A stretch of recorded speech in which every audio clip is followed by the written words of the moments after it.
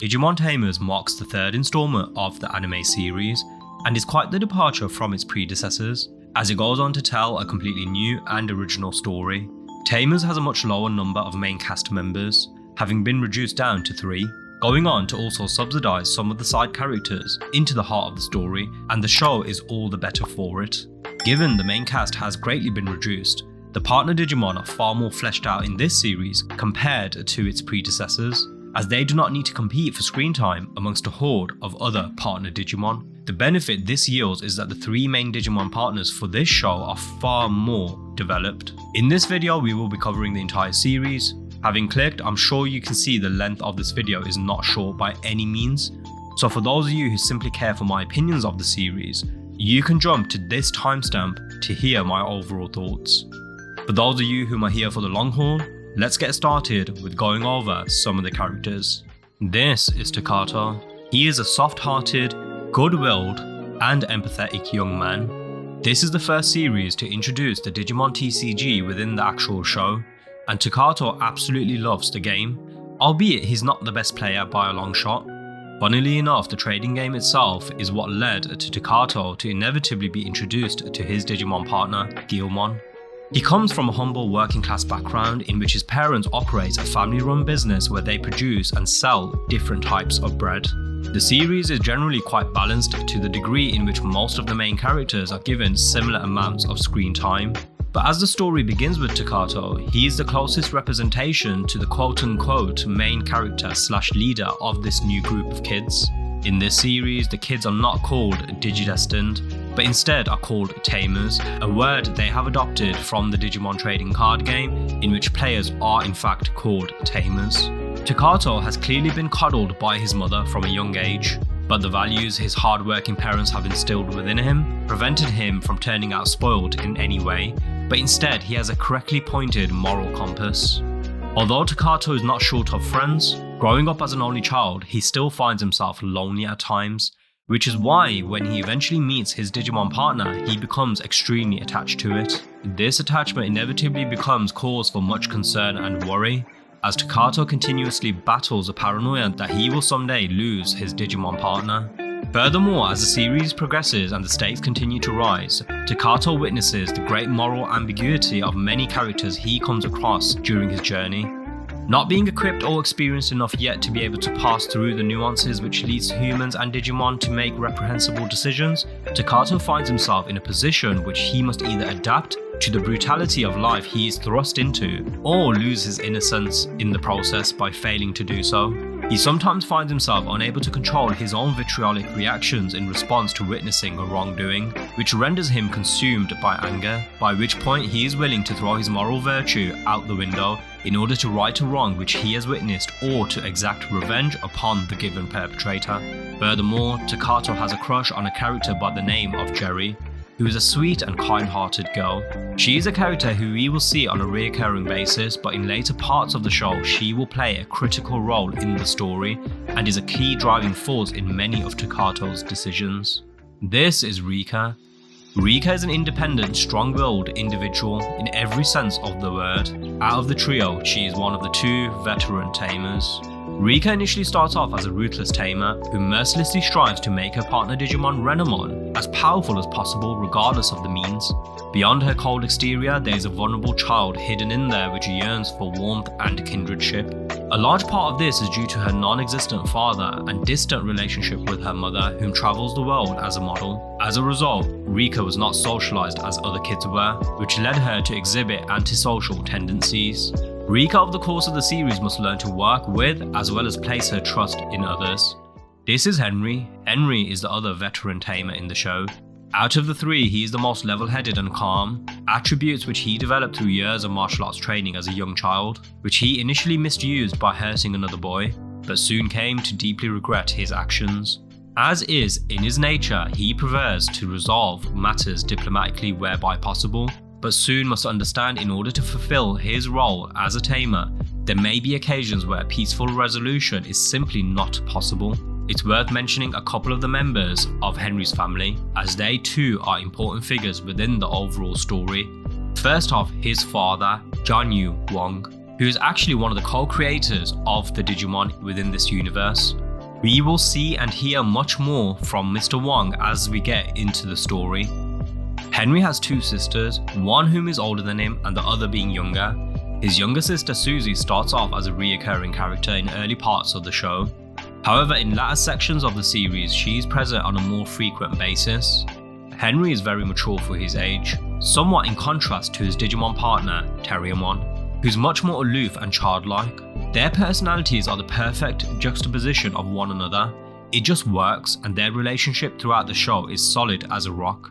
Now, there's some honorary mentions I feel needs to be made in regards to some of the other Digimon we meet in this series. As I mentioned earlier, this series fleshes out many of the Digimon we are introduced to much more than the 2 seasons before it. Guilmon is a virus-type Digimon, and is by far the youngest in age compared to the rest of the main cast's partners, having been only born at the tail end of the first episode. Due to his age, he exhibits juvenile, childlike behaviour in which Takato initially finds difficult to manage. Guilmon, just as most young children are, is kind at heart. However, his predatory instincts remain intact, so if Guilmon senses danger is nearby, he is ready to battle and defend at the turn of a second. Guilmon absolutely adores his tamer, with Takato having the same mutual feelings towards him too. Renamon, like her tamer, exudes a cold exterior. Rika selectively chose Renamon as her partner. Renamon, although powerful in her own right, is special due to her mindset and drive, as she too, just like her tamer, seeks to be the strongest, regardless of the means they are to achieve it. Initially, the relationship Renamon has with Rika is distant. However, over the course of the series, they are able to develop a profound friendship with one another, which enables them to become closer with the other tamers and partner Digimon. Terriermon is just an overall stud of a Digimon. Absolutely chill in demeanour, just as his tamer. Out of all the Digimon we meet in this series, Terriermon is the most laid back, which balances out the rest of the Digimon cast, whom are far more rambunctious and volatile at times. You'll often hear it say Momentai, which is its trademark word, a word of Cantonese origin which can be translated to take it easy, relax, or not a problem. This is Calamon, a Digimon who was created in order to prevent a calamity from befalling the digital world. You see, there was a period of time in the digital world in which an influx of wild Digimon began to digivolve. The problem with this increase of digivolutions risked potentially reawakening a dormant program within the digital world, a program which, if reawoken, would have disastrous effects on the real and digital world. With the help of the ancient beings known as the Diginome, the Digimon sovereign Azulongmon transformed the catalyst of digivolution into a small Digimon called Calamon.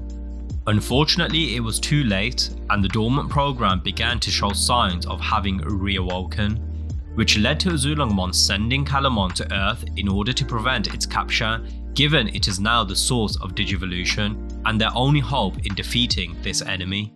This is Impmon. Impmon initially starts out as a troublemaker whom has a clear prejudice towards humans and despises Digimon that choose to ally themselves with a tamer. Impmon spends a large amount of his time causing mischief and mayhem across the city. Due to this, many viewers will initially be put off by him, but don't write him off yet, as his backstory and character development over the course of the series is nothing short of amazing. Okay, so now onto the story. The series begins with us witnessing Calamon being chased by Meldrumon, within what can be best described as the server between the real and digital world. Meldrumon is intercepted by Dark Tyrannomon, which it manages to initially have the upper hand against. That is, until it digivolves into Metal Tyrannomon, whom is able to destroy Meldrumon. Calamon is sent soaring into the real world from the aftermath. We meet Takato, who is at the park playing the Digimon TCG with his friend Kazu. As Takato is packing away his cards, he comes across a mysterious blue card. He goes on to make his way to school and is forced to stand outside for the remainder of the class due to being late. He uses this time to finish his sketch of a Digimon of his own creation, which he later goes on to call Guilmon. Returning to the park, he's surprised to find out that the blue card is nowhere to be seen, but in its stead, there is an odd looking device, which in fact is a Digivice known as a D-Power. After an unsuccessful attempt at swiping his sketch via the built-in reader on the Digivice, the D-Power itself begins to scan every page of his notebook, which includes data on Guilmon, such as its build and its stats. A covert organisation known as Hypnos is tracking the data anomalies across the city. Now they know full well that these anomalies are Digimon. The organization's goal is to secure the safety of the public by destroying Digimon before or shortly after they bio-emerge into the real world. Their systems flag a Digimon is beginning to bio-emerge into the real world. Using his Digivice, Takato is able to track down the newly born Guilmon, whom initially approaches him in a menacing manner.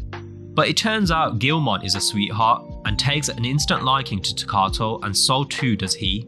We also meet Rika and Renamon, whom take on a wild Goblimon. Rika is on the hunt to have Renamon acquire as much Digimon data as possible in order for it to digivolve. With Calamon nearby, Goblimon manages to digivolve into Fugamon, but the champion Digimon is unable to overcome Renamon after Rika upgrades her partner's stats by swiping in some support cards into the battle via her Digivice. Takato leaves Guilmon in a secluded area, providing it a bunch of freshly baked bread to tide itself over whilst he goes to school. Guilmon begins to suffer from separation anxiety and manages to track Takato sent all the way back to his school. After getting wind that his Digimon partner has caused a school-wide commotion, Takato goes looking for Guilmon and briefly bumps into Terriermon and Henry. He does end up finding Guilmon on the rooftop overlooking the city. Takato goes on to scout for a place where Guilmon can stay. Guilmon is suddenly kicked in the face by Renamon, and Rika demands a battle. But luckily for Takato, Henry and Terriermon arrive just in the nick of time before the situation can escalate any further. Rika decides to leave and Takato ends up managing to find a place where Guilmon can stay and goes on to thank Henry for his help. Rika and Renamon again attempt to fight Guilmon, but this time even with Henry asking them to stand down, they refuse. Terriermon digivolves into his champion form Gargomon and soon begins to lose control. Witnessing Gargomon's change in behaviour leaves Rika visibly shaken. She worries if that is what will become of Renamon should it digivolve too. Gargomon comes back to his senses and after a while is able to de-digivolve back into his rookie form. Whilst at home, Takato is sketching the build for Guilmon's champion form, which he calls Growlmon. The next day, whilst Takato and Henry are talking, a digital field in the form of a cloud begins to chase after Henry and Terriermon. From the cloud emerges Gorillamon. We are given backstory explaining how Gorillamon is connected to Henry and Terriermon, as well as how Henry became a tamer. Henry swipes in a support card, enabling Terriermon to defeat Gorillamon with some added help from Guilmon. Henry commands his partner not to assimilate Gorillamon's data as he still has ethical qualms with having killed it. Rika is frustrated as to how the inferior Terriermon has been able to digivolve, whilst Renamon struggles to do so. She recalls the first day she met Renamon. Rika is an excellent player when it comes to the Digimon TCG, but the game no longer challenged her, so she became bored with it. Although she lives with her grandmother, it's difficult for Rika to connect with her due to the large age gap. The absence of a parental figure during most parts of her childhood has led Rika to become cold and closed off. She eventually wished for a Digimon of her own, a wish that comes true, going on to select Renamon as her partner. She also goes on to receive a blue card which transforms into a D-Power. Later on, Rika and Renamon must confront the champion Digimon Dokugamon, which has spun webs inside a digital field. Renamon initially struggles against its foe, going on to take a beating. Even in her battered state, Renamon continues to protect Rika. Rika realizes how much she cares for Renamon, which enables it to digivolve to its champion form, Cubimon, which goes on to swiftly defeat Dokugamon. Unfortunately, Rika is still hesitant to fully embrace this newly discovered feeling of care and friendship. Guilmon informs Takato that he had a dream where he began to disappear. During a walk with Guilmon, Takato's partner's body begins to partially disappear. He asks for Henry's advice, but he too cannot seem to figure out the issue, but hypothesizes that their world may be deleting their Digimon or sending them back to where they came from. Yamaki also senses a presence is nearing in too. Calamon returns to Guilmon's hideout to play with him. Takato arrives and asks Calamon questions, such as if it has a home or if it's ever lonely, but the childlike Digimon, whom only seems to care about playing, has no interest in answering questions, so leaves. Yamaki is getting pressure from his bosses in that he needs to stop Digimon from bioemerging. As they look for Calamon, Guilmon and Takato run into Renamon and Rika, whom happen to be in the area. Takato wants to ask Rika some questions, and so they return to her home to talk. He asks her once she defeats a Digimon, does she know if its data returns to the digital world? Rika is inclined to believe so, and when Takato asks if it ever makes her sad destroying Digimon, her expression shows signs of remorse. On their way back to his hideout, Guilmon fully vanishes this time, leaving behind a distraught Takato, but his grief is short-lived as his Digivice begins to alert him of his partner's location. Takato calls Henry and they both head over to Rika's to ask her to come along to help them find Guilmon. Yamaki is plotting to release a program called Yugoth, which will prevent further anomalies from appearing via deleting them prior to entry. Whilst the trio make their way to find Guilmon, Terriermon shows the group that part of its body is beginning to disappear as they get closer to Guilmon's location. So Henry asks that both Terriermon and Renamon leave for their own safety. The kids make it to the location of where Guilmon is being held, which is within a digital field. Whilst at Hypnos HQ, Riley is being rushed by Yamaki to launch the Yugoth program. Having reached the location and realizing that Guilmon is being held within an energy field, the kids all decide to enter after their Digivices open up an entry point. Yamaki has already launched the Yugoth program to delete the digital field, and so the kids are forced to make haste. With the help of Rika and Henry, Takato is able to save Guilmon and all are able to exit the field just in the nick of time. Takato thanks Rika and Henry for their help, and Rika responds by stating how Digimon are all simply just data. Now, although we clearly know by this point that Rika cares deeply for Renamon, she still struggles to let go of the overt facade that she simply views Digimon as just data. During the night, Takato is sketching what Guilmon's champion form will look like, naming it Growlmon. The following morning in class, Ms. Sasagi informs the students that there seems to be a local prankster going around causing mischief. Takato worries that this may be Guilmon. Guilmon, whom is at his hideout, is approached by the mischievous Impmon, whom asks Guilmon if he wants to go out to have some fun. Guilmon initially declines, knowing his tamer will not be best pleased if he leaves. But after Impmon teases him continuously, Guilmon gives in and ends up going with the little troublemaker. Seeing Impmon's idea of fun is to harass people, Guilmon decides to leave. Takato is worried, and upon reaching Guilmon's den, sees that Guilmon is missing. Guilmon returns to his hideout, and upon seeing an upset Takato, Guilmon asks what's wrong. Takato goes on to scold the confused Digimon and runs off. Impmon bumps into a Digimon named Dividramon, who is beginning to bio-emerge and goes on to wreak havoc upon the city. Dividramon is seeking out a challenge and hones in on Guilmon, whom is currently chasing after his tamer. Takato, having seen Dividramon, rushes back to his partner, but finds that both Guilmon and Dividramon are staring down one another, about to commence battle. Rika successfully makes her way to the location too, but Renamon advises her tamer that this battle belongs to Guilmon, and so they both remain on the sidelines. Henry and Terriermon also watch on as Guilmon launches an attack towards Dividramon. Due to the level difference between the two Digimon, and Takato's amateur use of support cards, Guilmon ends up taking a beating whilst Impmon watches on. Terriermon overhears Impmon admitting to himself how he was the one that was causing the pranks around the town. Terriermon tells Takato the truth, and Takato apologizes to his partner, and with Calumon nearby, Guilmon is able to digivolve into his champion form. Digi-evolution.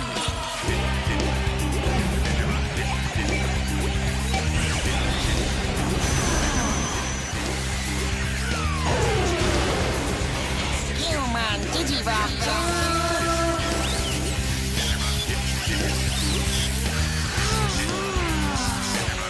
Oh wow!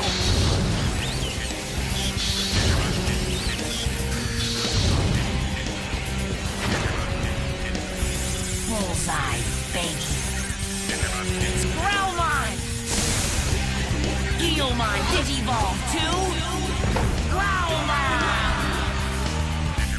After destroying Dividramon, Growlmon is stuck in his champion form, just as Gargomon was. Takato tries everything to get his partner to return to his rookie form, but nothing seems to work. He bumps into Jerry and reluctantly asks her for advice. He gives her a hypothetical scenario where one of his friends has grown in a short amount of time, and how he wants them to go back to the way they were before. Jerry mistakes this for Takato talking about a girl that he has a crush on, who now has become taller than him, and so she tells him not to worry as there's plenty of other girls out there for him. With Jerry's advice being a bust, Takato has Growlmon sleep in his backyard. Calumon wakes Growlmon up and wants to play, leading Takato to wake up too. Takato calls Henry for advice. Henry takes them both to the same tunnel Guilmon was trapped in before, The tunnel turns out to be a good location to hide Growlmon for the night. Impmon also makes his way to the tunnel, but Growlmon advises that Takato forbade him from speaking with Impmon. Impmon goes on to chase Growlmon out of the tunnel by throwing fireballs at him. The following morning, Growlmon is nowhere to be found, so Takato and Henry and Terriermon form a search party to look for him. Terriermon finds Growlmon sleeping in the middle of a playground with the kids sitting atop him. By the time the two tamers arrive, Growlmon has moved and is found hiding in the bushes. Growlmon informs Takato what happened the night before. We get a flashback in which shows him running from Impmon for some time. That is until Growlmon had enough and launched a warning attack towards Impmon. Realizing Growlmon will now fight back, Impmon runs away. Eventually, Growlmon is able to digivolve after a rainbow appears which draws out the remainder excess data, allowing him to return to his rookie form. Rika is deep in thought, wondering why she still does not feel satisfied even though Renamon has been able to achieve her champion form. She also ponders on what the trigger is that led to all three Tamers Digimon being able to digivolve. Ice Devimon, who has bio-emerged, is seeking out a powerful Tamer in order to help it digivolve too. Calumon comes across Rika and wants to play, but goes on to run away after Rika gives it a stern turning off. Impmon is bored and tries to cause more trouble by telling Renamon how Terriermon was speaking ill of her. Renamon has zero interest in what Impmon has to say and simply dismisses him. Ice Devimon is lurking in the shadows trying to grab a hold of Rika, who's visibly scared of this presence that has begun to surround her. She calls out to Renamon, but Renamon does not pick up on any presence around them and reassures Rika that she needn't worry as she will always protect her. Rika is unsure how to process such a kind gesture and so instead lashes out, citing how she does not need Renamon's protection. Impmon sees Henry, Takato, Terriermon and Guilmon and tries to stir the pot, but they too, like Renamon, simply ignore him. Feeling humiliated, Impmon tries to launch a fireball at them, but Terriermon sends him soaring off into the distance. Whilst Renamon wonders how she can become closer to her tamer, Rika is captured by Ice Devimon and taken to its domain. Ice Devimon cites it wishes for her to become its tamer. Rika is not interested as she already has her partner. Renamon is no longer able to sense Rika and so begins to look for her. Ice Devimon tries to manipulate Rika by showing her the similarities they share in how it too, like her, is willing to destroy Digimon in its pursuit for power. Rika acknowledges what she has done in the past was wrong and how Digimon are much more than just data. Ice Devimon asks Rika to call Renamon, and when Rika refuses to, the Ice Digimon sends out a light which signals their location. Takato and Henry see the light too and make their way to its hideout, going on to demand that Ice Devimon let Rika go. Ice Devimon goes on to freeze Guilmon and Terriermon. Renamon makes her way to the ice cave but is no match for Ice Devimon. Ice Devimon asks Rika why she cares so much for Renamon, in which she finally admits that Renamon is her friend, which results in her Digimon partner digivolving to its champion form. Care for this pathetic creature. She's my friend. I care because Renamon's my friend. Digivolution.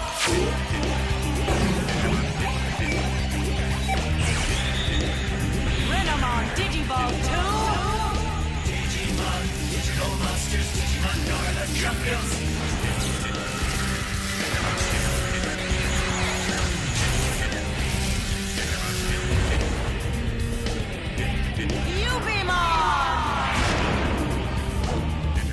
Unfortunately, Cubimon is not powerful enough to take Ice Devimon on her own and is in need of support. Henry uses an expansion support card which allows Terriermon to balloon in size, thus breaking free of the ice along with Guilmon. With Cubimon incapacitated, Guilmon, with the help of Takato's correct use of support cards this time around, is able to destroy Ice Devimon. Due to her rush of emotions, Rika is left feeling overwhelmed and lashes out at everyone around her, going on to cite how she hates all Digimon, which leads to her and Cubimon parting ways in opposite directions. Museumon begins to bio-emerge, and Terriermon wants to check out the energy field, but Henry refuses to let him go. Using the UGOTH program, Hypnos is able to prevent Museumon from bio-emerging, but are unable to destroy it. Terriermon asks Henry why he won't fight, but Henry simply states that he just does not want to battle. Calumon makes its way to Rika's room, realizing she is sad. It takes her Digivice out the trash can and brings it to Rika in an attempt to cheer her up. Renamon wishes to talk to Henry, Both exchange their issues, in which Renamon is having an existential concern regarding its purpose given that she believes Rika's only attachment to her is for her fighting ability, whilst Henry voices how he wishes to find out the reason the three of them became Tamers in the first place. Neither are able to provide each other the answers they seek. Takato decides to show Guilmon off to Kazu and Kenta, but the shadow and sound of Guilmon has them both run away in fear. Musyomon reattempts to bio-emerge and this time around completely destroys the Yugoth program, vowing that it will attain its revenge against Hypnos for foiling its attempts to enter the real world the first time. Takato and Guilmon confront Musyomon, who immediately goes on to attack them both. Their foe's agility has Guilmon struggling to gain the upper hand. Henry witnesses a child running after a balloon, who ends up in the digital field, so he runs in after them. Henry is forced to have Terriermon join the battle as Musyomon is about to attack the child. Terriermon digivolves into Gargomon and goes on to destroy Musyomon. Henry finally realizes that some battles are just unavoidable, and so he apologizes to Gargomon for taking so long to realize this. Believing Takato trolled them earlier, Kazu and Kenta distance themselves from him, with Jerry watching on as they argue. Rika and Renamon's relationship is still rocky after she voiced how she hated all Digimon. Without Rika's help, Renamon is able to defeat multiple Flybeemon, and Rika, who's watching from afar, concludes that Renamon was just using her in order to digivolve. Henry and Calumon were also watching and try to mend the two's relationship, but have little luck in doing so. Yamaki reveals himself to Henry and Takato, citing how he wants them to stop playing the game they currently are with their Digimon partners. Both are confused and ask him who he is, but Yamaki runs off. Jerry, having heard the earlier argument, now wishes for Takato to take her to see Guilmon. Upon seeing his Digimon partner, Jerry instantly takes to Guilmon, much to Takato's relief. From outside, Impmon observes two children who are twins arguing in their room over a teddy bear. As the twins fight over the bear, they begin to refer to it as Impmon. This is the first insight we get into Impmon's backstory, in that these two children are his tamers, but due to their incessant arguing over everything, he decided to leave them. Impmon's experience with the twins led to his disdain towards humans. Renamon takes on Harpymon next. This armor-digivolved Digimon proves far too much to take on alone. Calumon and Rika make their way to the digital field, and so too do the other tamers. Rika, seeing her partner's back is up against the wall, wants to help, but she realizes that she left her Digivice at home, and so resorts to stabbing Harpymon in the back. As Rika is about to be attacked, Renamon digivolves into Cubimon and destroys Harpymon, but this time chooses not to load its data, going on to explain to Rika that so long as they have each other, she does not need to load data to get stronger. The pair patch their relationship, and Rika finally allows herself to openly accept Cubimon as her friend. Takato and Guilmon battle Dark Lizardmon, but before they're able to finish the battle, Hypnos agents along with Yamaki arrive, going on to capture Dark Lizardmon. Yamaki berates Takato for continuing to play games by taking on wild Digimon. It's made clear here from dialogue that Dark Lizardmon is seeking out a tamer just as Ice Devimon was in order to digivolve. It also cites how it wishes to stay in the real world but is taken away by Hypnos agents nonetheless. Guilmon is excited with the amount of wins he's racked up lately, which he believes will help him digivolve once again and make Takato happy. Takato, however, voices that he does not wish for Guilmon to battle anymore, as he fears his partner may forever change. After successfully testing another program called Juggernaut by using it to destroy Dark Lizardmon, Yamaki contacts his superiors to gain clearance in deploying the Juggernaut program to deal with the vast number of Digimon that have bio-emerged as of late. His superiors explain to one another how many years ago a group of scientists created the artificial life forms called Digimon and provided them with advanced forms of intelligence. The scientists eventually tried to shut down the program as they eventually were not able to control the digital beings, and so went on to turn the Digimon program into a simple children's game. But little did they know that the Digimon began to manifest into organic beings. Yamaki's superiors approve his request. A shady man, whom presumably is Yamaki, approaches Mr. Wong, going on to disclose that Henry's dad was one of the scientists that created Digimon. Yamaki needs to know the location of another member of Mr. Wong's team, whom is still working on Digimon as they speak. Unfortunately, he is unable to get any intel from Mr. Wong as Henry soon arrives. The Juggernaut program is launched, causing a portal to open up in the sky which begins to draw all Digimon towards it. However, Yamaki makes a grave oversight, not realizing that this digital portal he has opened, although enables them to send the wild ones back to the digital plane, it also provides the digital plane a direct link to Earth. This enables an extremely powerful Digimon by the name of Mihiromon to enter the city. Mihiromon telepathically lets Yamaki know that he was the one who enabled it to enter the real world. The head of Hypnos refuses to take accountability and goes on to blame the Tamers and their Digimon.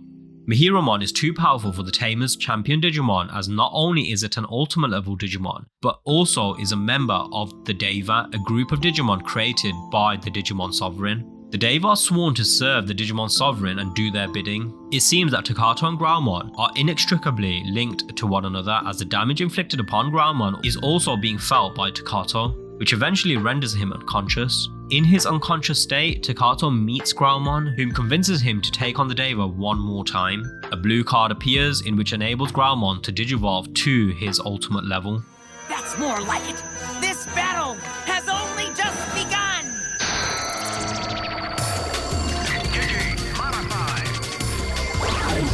Digimodify! Matrix Digivolution! Huh? Crystal Matrix activate!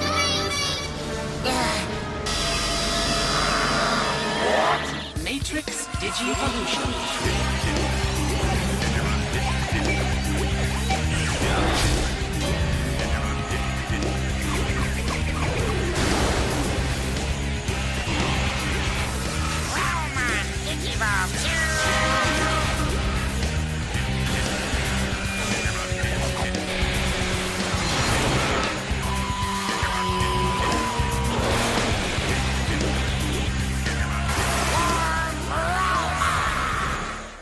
Working as one with Takato, War Growlmon is able to destroy Mihiromon, but not before the Deva curses the Tamers and their Digimon, leading them to question as to what its motives were. Kenta and Kazu, having saw War Growlmon in the flesh, finally believe Takato that he is in fact a real Tamer. With the introduction of the Deva, this episode marks a major turning point in the series as the stakes continue to rise over the course of each episode. Also, if you happen to be enjoying this video so far, please do like the video and consider subscribing to the channel. Whilst Kenta, Kazu and Jerry show off Guilmon to the rest of their classmates, Rika spends some time reflecting on her previous misconceptions that Digimon were just data. She feels guilty due to the way she treated Renamon and other wild Digimon in the past. Renamon catches Impmon watching Guilmon play with the other kids, and she goes on to tease him, citing that he's clearly jealous of Guilmon. Whilst Rika is at the underground subway, the next Deva, Sandiromon, appears. Whilst Cubimon is chasing after the snake Digimon, Rika shouts to Henry, who is also nearby, to call Takato for backup.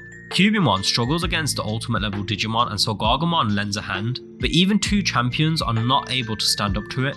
Impmon, knowing where Takato is, goes over to him to inform him that the others are fighting a grueling battle whilst he's playing tag with his school friends. Before he makes his way, Kazu lends Takato the power modified support card. Using the support card, Growlmon is able to destroy Sandiromon. Before it dies, Sandiromon proclaims that there are 10 more Devas they must all face. The rest of the Tamers introduce their Digimon to Takato's classmates. Rika shows her softer side with Renamon, offering her an energy drink as she feels her partner has been overworking as of late. Takato and Henry's class are due to go on a camping trip. With the help of his school friends, Takato is able to smuggle Guilmon on board the bus. At the campsite, the two Tamers' Digivices detect a small Digimon whom is beginning to bio-emerge. Believing the Digimon to be weak due to its small stature, both Tamers decide to leave it be. At Hypnos HQ, even Riley and Tally, believing it to not pose a risk, decide to leave it be, and also to not inform Yamaki. At night, the two Tamers see a vulture-like Digimon gazing into the distance. This is the same small Digimon their D-Powers picked up on earlier. Given that it was not causing any trouble, they decide to take their Digimon partners back to the campsite in order to avoid a battle. So as to not ruin this downtime, Guilmon and Terriermon have been long overdue. Overnight, the bird-like Digimon begins to grow exponentially in size. Impmon shows up the next morning and as always tries to cause trouble, but the kids invite him to join them in the water. Impmon accepts and plays with everyone. The Digimon from last night, called Sinduromon, turns out to be another Deva. It attacks Guilmon, Terriermon and Impmon whilst they're playing. A possessed owl under the control of Syndereumon communicates to Takato and Henry on Synderemon's behalf. Henry realizes that the blackouts from the night before were caused by the Deva absorbing the electrical energy from the grid. Graumon and Gargomon are able to destroy the Deva by having it make contact with the river, and thus its body, which is ripe with electricity, begins to short circuit and implode. A mysterious man bumps into a kid who's shuffling his Digimon cards. The man drops a card in which the kid already seems to have, and so the card ends up with Kenta, who passes it on to Henry. Henry decides to swipe the card via his Digivice. This results in the card transforming into a blue card. He has his father analyze it, and Mr. Wong seems to recognize something in the code coming from the card, but chooses not to inform Henry of this. Impmon is bored and wants to fight Terriermon. But to everyone's surprise, Mr. Wong sees Terriermon and Impmon in the flesh. Mr. Wong is in shock, and Henry refuses to talk to his father, worried that he will take Terriermon away from him, and so runs off. Rika meets up with the other two Tamers, and all three attempt to ambush the mysterious man who dropped the card to that kid from earlier. Instead, they find two Digimon Deva have bio-emerged called Pajiromon and Vadromon. Gargomon struggles against Pajiromon, leading to Henry desperately swiping the blue card which is at his disposal, enabling Gargomon to digivolve to his ultimate level. Here goes nothing.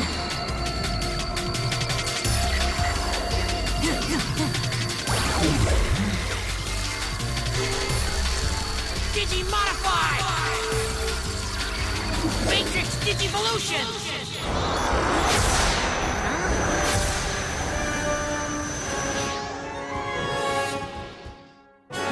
Well, it seemed like a really great idea at the time. Pathetic humans. Please don't do it!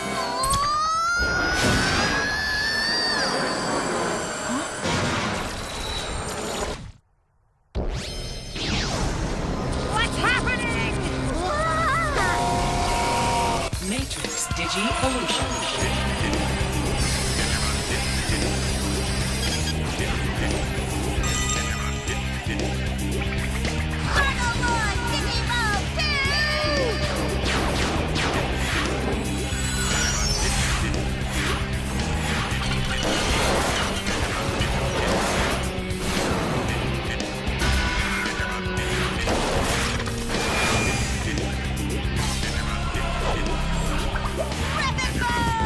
Rapidmon goes on to destroy Pajiromon, but the other Deva, Vadromon, is able to escape. Mr. Wong explains to Henry how 20 years ago he and his colleagues worked on a voluntary computer project they did for fun and ended up creating the first set of Digimon. He goes on to further cite how the funding for the project was pulled, and so he and his colleagues were never able to finish the original project. They instead pivoted the project using the assets to make a game.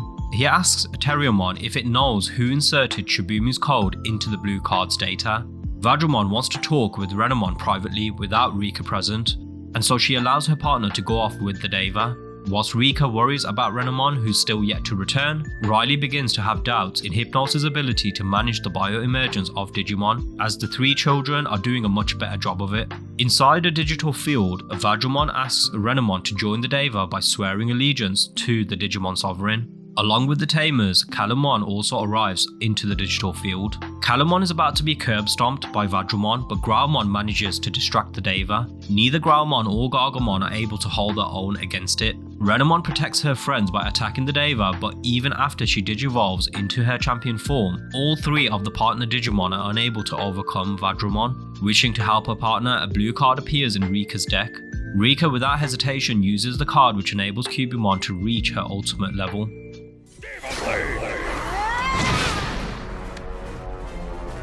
Huh? A blue card. Now it's our turn.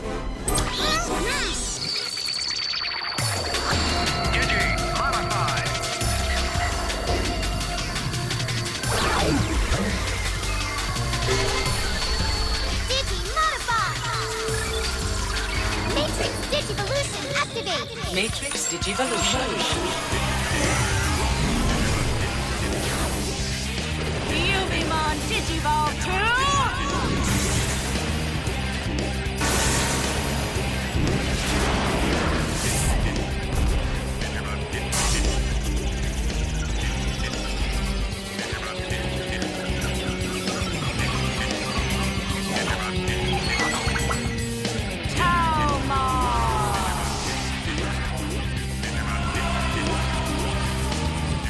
Taomon makes it clear to the Deva that she was only using it to gain intel on what the Deva's plans are. After Renamon defeats Vadramon, Rika commends her Digimon partner for a job well done. Henry is at dojo practice and his sensei realizes that his student is distracted.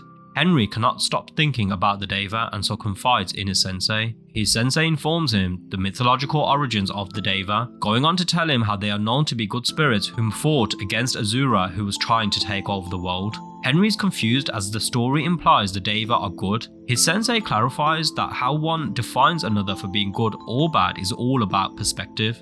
Depending on which side you are on, it can drastically change your perception of which party is good or bad. Another Deva, Indramon, appears and Impmon mistakes the Deva's laugh to be directed at him and goes on to pick a fight with the massive Digimon. Indramon sights it can smell the twins' scent on Impmon, which floods him with traumatic memories of his past. Indramon further insults Impmon's lack of ability to digivolve, only further angering him. Renamon and Rika arrive, which leads to Indramon leaving. Whilst back at Hypnos HQ, Yamaki is being taunted by a binary code transmission, which simply states, "We are Deva." As Takato and his classmates play tag, they come across a bizarre kid. Impmon, who's spotted causing mayhem across the city, is taken away by Renamon just as he's about to be arrested. Seeing how Calamon is always around when their Digimon digivolve, Takato deduces that it must be the one who's enabling them to digivolve. He wonders if their Digimon will ever be able to digivolve without Calamon around. Whilst scolding Impmon, Renamon realizes that he used to have Tamers himself. Impmon voices his frustration in not being able to digivolve, something that he now desperately seeks to be able to do. Indramon reappears and fully bio-emerges. Impmon does not listen to reason as he attempts to fight Indramon on his own. Impmon ends up taking a thrashing, and just as he's about to be killed, Renamon saves him. The Tamers' 3 champion Digimon stand no chance against the Deva. Hypnos deploys Juggernaut, and Yamaki incorrectly believes the program to have successfully destroyed Indramon after it disappears. After looking for some time, the Tamers are unable to find the injured Impmon. Kazu brings his own blue card as a gift for Takato in order to help Guilmon digivolve. The bizarre kid from earlier returns, but this time tries to steal the fake blue card. Rika cites how she's worried about Impmon as she and Henry continue to search for him. Indramon begins to bio-emerge once more, whilst Yamaki shows Henry's dad the destruction Digimon are bringing upon the city. As the Tamers champion Digimon face off against Indramon, Yamaki brings all the Digimon makers together, minus Shibumi, whom cannot be located.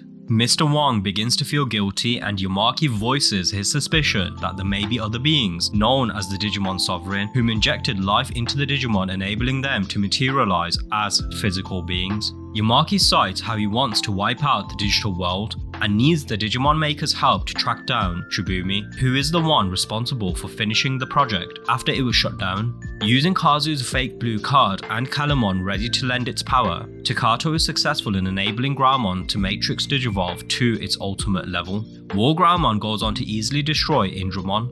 Whilst sharing some bread with Calamon, which she had purchased from Takato's family bakery, Jerry now shows interest in becoming a Tamer too and asks Calamon to become her partner Digimon. Their conversation is cut short when they are soon interrupted by the Deva called Kambiromon. A wild Leomon appears and sends the Deva soaring off into the distance. Jerry takes this appearance as a sign that Leomon is her Digimon partner. As he tries to get away from Jerry, Leomon winds up in Guilmon's hideout, where Takato bumps into him. After an initial misunderstanding as to whether Leomon is picking on Calamon or not, Jerry diffuses the situation and clears things up. She tells Takato that Leomon is her partner. Leomon makes it clear that he is a lone warrior and knows nothing about this Tamer Digimon relationship that they all keep talking about. Kambiromon reappears and Leomon protects the kids from its attack, whilst the odd child from the previous episode is lurking in the background, watching Calamon closely. After a couple embarrassing failed attempts in using a modification card on Leomon via Takato's D-Power, Jerry is distraught to find out that she's not Leomon's Tamer. Henry has Terriermon Digivolve, which activates Calamon's Digihazard symbol. Seeing this, the odd kid watching Calamon earlier laughs hysterically. Leomon, seeing that Jerry is upset, destroys Kambiromon with the help of Gargomon.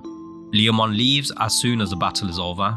The Digimon makers are hard at work trying to crack Shibumi's code. As an earthquake begins to hit Shinjuku, Henry needs to leave his family apartment to check out what's going on. Susie has hold of Terriermon and refuses to let him go.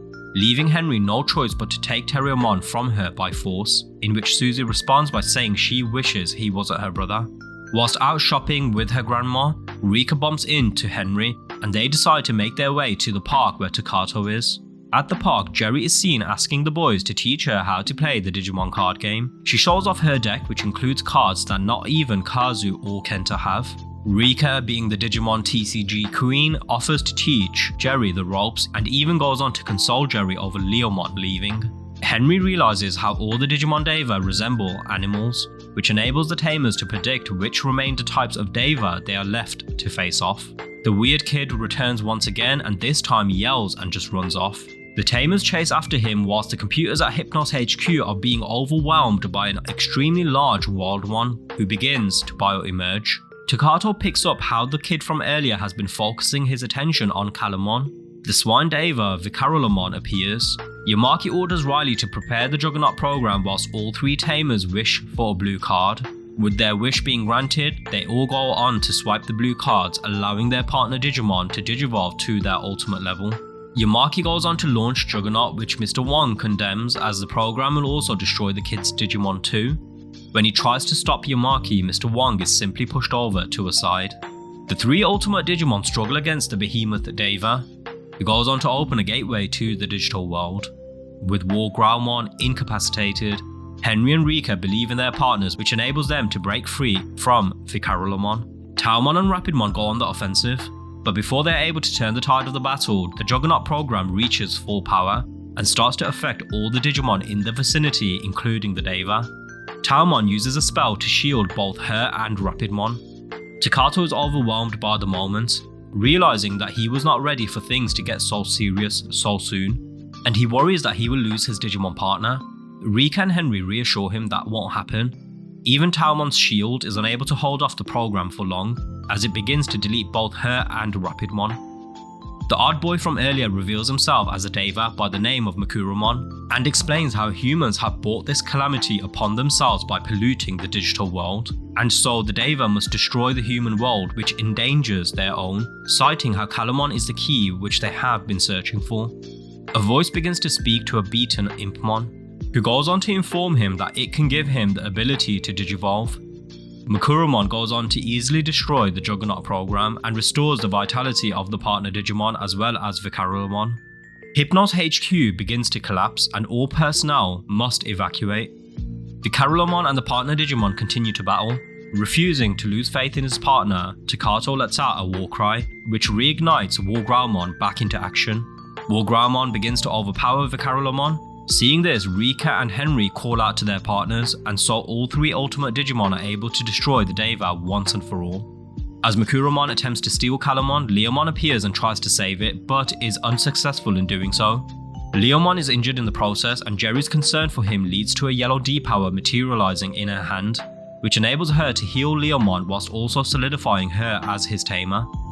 Standing in the wake of the destruction caused by the battle, the Tamers realize they must save their friend Calamon as well as prevent the Deva from accessing its power, so Takato decides they too must travel to the digital world.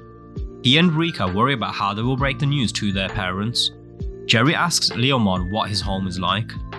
Leomon informs her the digital world is beautiful, yet dangerous, and asks her if she's sure she wants to go.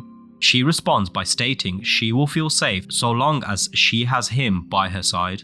Jerry voices her concern in how she feels she's not good enough to be his tamer. Leomon reassures her that she is and that she has the heart of a lion. Rika's grandma sees Renamon but surprisingly is not taken aback. In fact, her grandma openly welcomes Renamon into the family. Rika tells her grandma that she will be going away for a while and not to tell her mum. Her gran gives Rika her full blessing, as she has been given assurance from Renamon that Rika will be kept safe. Guilmon seems to have stumbled on a digital gateway in his hideout. The voice whom spoke to Impmon earlier has already begun transporting him to the digital world. Yamaki is moping around feeling sorry for himself as he feels his years of hard work was for nothing. After getting a stern telling off from Riley, Yamaki realizes he can still rely on the Tamers to carry through his plan in securing the safety of their world. Takato, Jerry, Kenta and Kazu leave a letter for Misasagi informing her that they will be off school for a while, as they must go to the digital world. Miss Asagi rushes out after them. After catching up to the kids, she's shocked when Terriermon reveals himself. Their teacher begins to cry in worry, but the kids go on to reassure her. Agreeing a time and place to meet at Guilmon's hideout, Takato goes home and reveals his partner to his parents, going on to explain everything to them. Whilst his father listens attentively, his mother is distraught and refuses to let Takato go. Takato's dad places his trust in his son and allows Takato to go to the digital world, moving on to prepare food for their travels. Henry finally reveals to Suzy that Terriermon is in fact a real Digimon. To his surprise, Suzy is unfazed and doubles down on her affection towards Terriermon. Unsure if they will make it back in one piece, Rika decides to dress up for her mum, knowing it will make her happy. Before the kids set off, Yamaki appears before them and gives them his blessing. He also hands Takato a comms device that will enable them to communicate with him from the digital world. They also make their way to the digital gate, but soon find themselves free-falling where they land on a desert plain within the digital world. Makuromon loses its grip on Calamon's cage, and the Tamers bump into Meromon, who launches an attack towards them. Leomon incapacitates Meromon and explains that they mean it no harm. Meromon actually turns out to be quite friendly and states how it longs to go to the real world, which is right above them. A Jagamon stampede is fast approaching the direction of the Tamers. The kids manage to get away, but Meromon, who's still fast asleep, finds itself caught in the stampede and is destroyed. Having witnessed this, Takato now realizes how dangerous the digital world really is. A Jagamon is left behind, and Renamon explains how she believes that all along Meromon has been trying to take over Jagamon's territory. After showing the Jagamon Calamon's picture, they point the kids in the direction of where Calamon is. Kenta and Kazu are being chased by a data stream, so Rika and Renamon go after him, but they all wind up being caught in the stream. The four of them are transported to a different area within the digital world. They manage to take refuge from the wind in Jijimon and Babamon's house, who even go on to feed them and offer them a hot bath and warm beds. While searching for Rika and the others, Takato and Cole come across what seems to be an abandoned village. After they enter, they are soon fast approached by an unmanned bike which begins to chase after them. The bike launches itself into one of the nearby homes and in the process goes on to kill one of the Chuchidarumon residing within it. The Chuchidarumon thank the Tamers as Leomon managed to save one of their young. Impmon, who's now in the digital world, is approached by the dog Deva Katsurumon. The Chuchidarumon have no idea as to the origins of the bike, but only know its name, which is Behemoth, and that it acts similar to that of a beast, one which may have the potential to be tamed. Katsurumon manipulates Impmon's emotions in order to gain his allegiance to the Digimon Sovereign. Back at the village, the bike returns and the partner Digimon have no success in slowing it down. In an odd turn of events, Guilmon finds itself placed under the bike's control. Katsurumon sets the conditions for the deal, in which Impmon must exact revenge upon Guilmon and the others for destroying its Deva brethren, and by agreeing to do so, the Deva will give Impmon the ability to digivolve. Impmon recalls the kindness that the Tamers and their partner Digimon showed him. Unfortunately, he is unable to overcome the sheer desperation he now feels, as he wants nothing more at this point but to be able to digivolve, and so gives in to the Deva's request. Impmon begins to be pulled into a pool of lava. Leomon is able to free Guilmon from the bike's control, but the bike too ends up being pulled into a similar lava pool, in which from it emerges a Digimon called Beelzemon. Beelzemon shows that he has full control over Behemoth and rides off into the distance. Rika, Renamon, Kazu and Kenta are pulled into another data stream, and they are transported to a new area full of massive gears, where they meet Clockmon and Hagurumon. The gears begin to move, which awakens the ultimate Digimon Megadramon, who sets its eyes on Rika. Renamon digivolves into his champion form, but is no match for Megadramon. Another ultimate level Digimon Cyberdramon appears, which goes on to destroy Megadramon. Cyberdramon turns out to have a tamer by the name of Rio. Rio loses control of Cyberdramon and is forced to use his Digivice to calm down his partner. Rika seems to know who Rio is, but upon introduction, he seems to be oblivious as to who she is. Rika does not take a liking to Ryo's seemingly know-it-all attitude, even though he clearly means well. Kazu and Kenta go on to state how Ryo is well known in their hometown for being the best known player of the Digimon TCG. Takato and his group get caught up in a stream, as Makuromon continues to search for Calamon. Rika's group finds out that Ryo has been living in the digital world for the last 8 months. He goes on to cite that his reason for coming to the digital world was due to the uncontrollable nature of his partner Digimon, whom he struggles to control. Kazu gets annoyed by Rika's persistent sly comments towards Rio, and so goes on to cite how she's jealous of Rio, given that he beat her in a card tournament, which causes Rika to walk off into the distance with Renamon by her side. Rio cites how he has not yet managed to figure out a way to leave the digital world.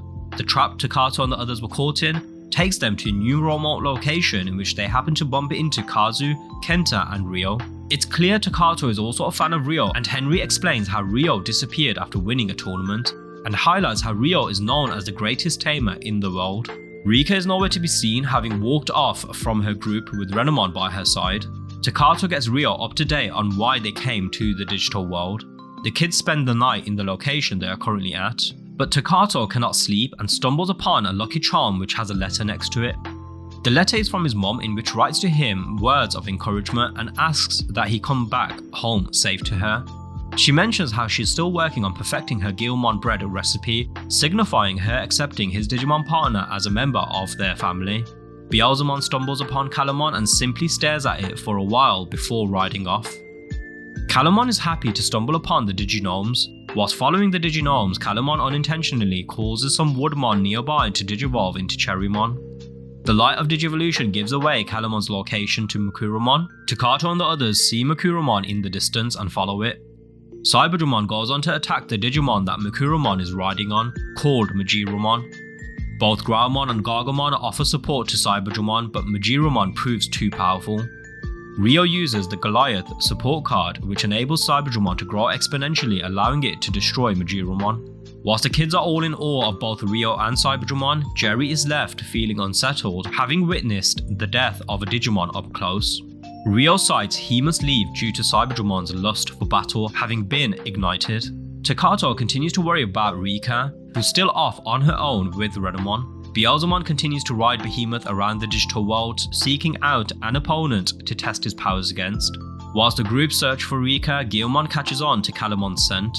Back in the real world, government agents and Hypnos personnel are able to get Hypnos HQ back up and running. As a result, the communicator Takato was given is back up and running too. Yamaki receives Takato's email, which cites that they have made it to the digital world safe and sound. Beelzemon uses a group of Chrysalimon as target practice, going on to destroy hordes of them. The remaining Chrysalimon collectively digivolve into Infomon and ultimate level Digimon, which Beelzemon easily defeats also. Katsuramon reminds Beelzemon the promise he made to destroy the Tamers. Rika is thirsty, and so the Diginome around her take her to a nearby lake. The Diginomes suddenly become distressed, and it becomes clear that a fast tide is rapidly approaching them. Rika gets caught up in the tide. To her surprise, it's not Renamon but Calamon who saves her. A second tide arrives and both are saved by Renamon. All three of them end up teleported back to the area they landed in when they first entered the digital world.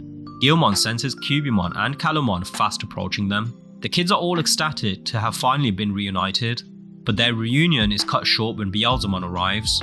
Terriermon and Renamon both realise that Beelzemon was the Impmon they once knew. Beelzemon goes on to state how he has come to destroy them.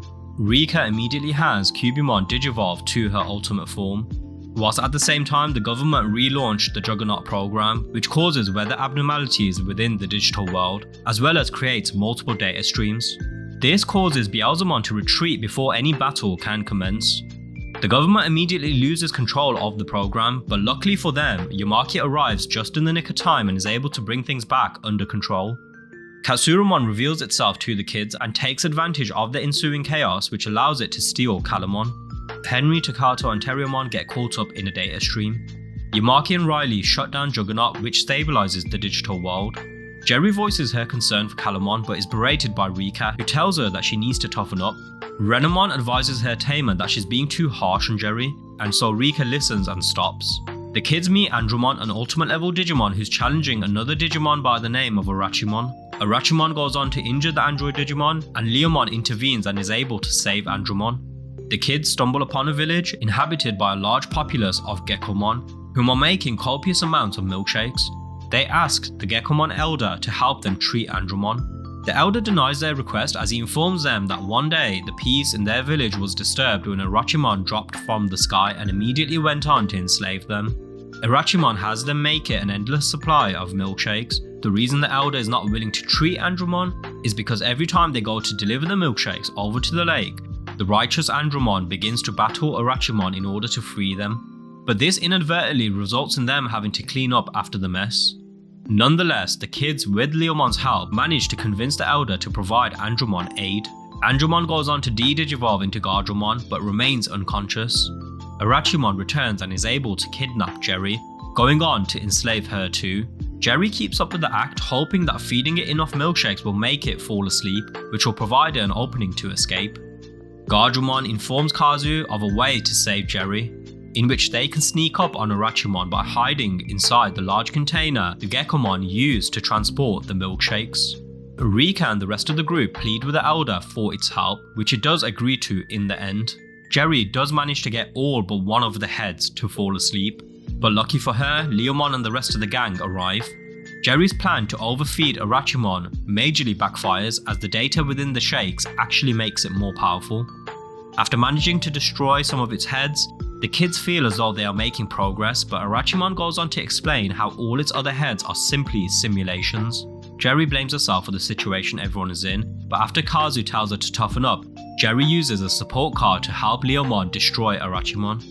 Rika and the rest of the gang go on to congratulate Jerry. Much to everyone's surprise, Kazu receives his own D-Power, making Gardromon his partner Digimon. Back in the real world, some men from Hypnos have Shibumi cornered, but he manages to evade them. Takato and Henry try to figure out a way to get out of the cave that they are stuck in. The kids' parents demand the Digimon makers bring them home. The parents ask why they felt it necessary to send their kids on such a dangerous journey. One of the Digimon makers goes on to explain that due to the way the personalities of Digimon have been programmed, they are naturally drawn to children, as children are able to provide them a great deal of power due to their imagination and also the fact that kids are generally more accepting of them than adults are. The imagination of kids enables them to also open up digital gates. Takato is able to boot up the comms device and reads the email Yamaki sent him. Yamaki shares with the parents Takato's earlier messages. The adults begin to communicate with the kids. Henry informs his dad that they are trapped in a cave and their only way out is to swim. Henry asks if their imagination will allow them to sustain their breath when underwater. Yamaki tells Mr. Wong that it will work, and when Henry tests it out, it turns out he was right. Their path within the seabed is blocked by Divamon. Divamon explains how it had thought that they came to attack the little Atomamon. It apologizes to the kids and shows them a way out. They spot the Diginome and follow them into a building where they meet a holographic version of Goru, Mizuno, who goes by the alias Shibumi. Mizuno introduces himself and is already aware of whom Takato and Henry are. When Takato asks him why the ornament in the ceiling looks like their Digivices, he explains how their Digivices are in fact arcs that transport data. Given the knowledge Mizuno has displayed, Henry asks if he knows of his father, in which he concurs he does. They ask him if he knows of a way for them to get home, in which he replies that he does know. He expands that they are a form of AI which evolved on their own. He also goes on to explain how just as humans, the Digimon and the digital world has also evolved, adding that the blue card is actually an algorithm which enables Digimon to evolve further. Mizuno explains how the only way out of the digital world is to reach its highest level, but warns them that at the peak is where the four most powerful Digimon reside, known as the Digimon Sovereign. Takato believes the Sovereign to be good, given that they are akin to deities in the digital world, but Henry warns his friend that as his sensei once told him that he should not be so quick in labeling something either good or bad, as it depends on the perspective of which you are viewing things from. Mizuno explains how the Sovereigns seek to accelerate Digivolution in preparation to fight against something. He goes on to send Henry, Terriermon and Takato on their way via the arc ornament attached to the ceiling, which turns out to be a transport vehicle. Whilst Mr. Wong takes Suzy to the park, Yamaki approaches him and asks how Shibumi fit in with the rest of the Digimon makers. Mr. Wong informs him that Shibumi's goals for the project was far more ambitious than the rest of his colleagues. He cites how Shibumi via the project aspired to create an entirely new life form. The large arc Henry and the others are travelling in seems to appear in the real world, at least for a split second that is. This causes the digital gate to open, which draws Suzy in.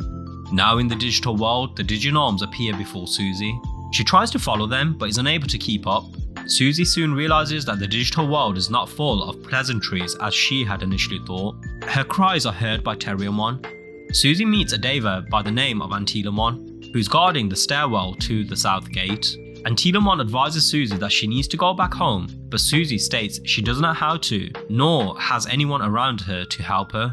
Susie asks for Antilamon's help in finding Terriermon. Antilamon initially says no, as she must remain stationed at her post, but after Susie begins to cry, the Deva agrees to help her in the end. As Takato struggles to find a way to navigate the arc they are travelling in, Terriermon comes up with the idea that they may be able to control it by wishing for it to take them to a specific location or person. Whilst Henry worries for his sister's safety, she's having the time of her life. As she's off searching for some food, Susie bumps into Mikuromon, who tries to kidnap her. Antilamon saves her from the Deva's clutches. Henry and the others land where Susie is and watch on as Antilamon and Mikuromon continue to battle, which ends with Mikuromon fleeing. Much to Henry's shock, Susie receives her own Digivice, making Antilamon her partner Digimon. Antilamon goes on to Digivolve into her rookie form, Lopmon. Calamon finds itself dumped in a tower which it feels it has visited before. Henry asks Lopmon if she knows Calamon. Lopmon informs them that she does know, and also explains how Calamon holds the key to Digivolution. She goes on to tell them how the Sovereign created the Deva out of the lingering data of destroyed Digimon in order for them to track down Calamon, as the Sovereign need its power in order to help them fend off an enemy who will soon bring destruction upon the digital world. Lopmon also confirms it saw Calamon being taken through the Phoenix Gate, in which the Digimon Sovereign Zuchaomon resides. Zuchaomon is the Sovereign whom gave Impmon the power to digivolve into Beelzemon. Zuchaomon also refers to Calamon as the Keeper of Light. Whilst Rika and the others all talk about how one another met, Jerry continues to feel she's unworthy of being Leomon's tamer. Leomon reassures her once again that she has the true heart of a lion, and adds how there's no one else he would rather be with. Whilst Takato and Henry discuss how they will infiltrate Zuchaomon's palace, they are attacked by Beelzemon. Rapidmon is unable to make a dent and is easily incapacitated. Takato calls out to Gilmon, a call which is heard by Growlmon and the others. A data stream travels towards them, carrying the voice of Takato, and so they all enter it. The data stream transports them to the location where Takato, Henry and Rapidmon are. Cubimon pleads with Beelzemon to reconsider what he is doing, but he refuses to listen, going on to attack Cubimon. As Beelzemon is about to finish off Cubimon, an enraged Takato commands Growlmon to take him down. Beelzemon easily throws Growlmon aside and continues forward to finish off Cubimon. Leomon grabs hold of Beelzemon and tries to talk some sense into him, but Beelzemon responds via fatally wounding Leomon. As Leomon begins to die, he reassures a distraught Jerry that he will always be with her and how she must always remember that she has the heart of a lion. Beelzemon goes on to load Leomon's data, which causes Takato to finally snap. He orders War Growlmon to destroy Beelzemon. Takato commands War Growlmon to digivolve, which causes it to dark digivolve into a corrupted Mega Digimon called Megidramon. I order you to digivolve! Digivolve! Now! Oh no!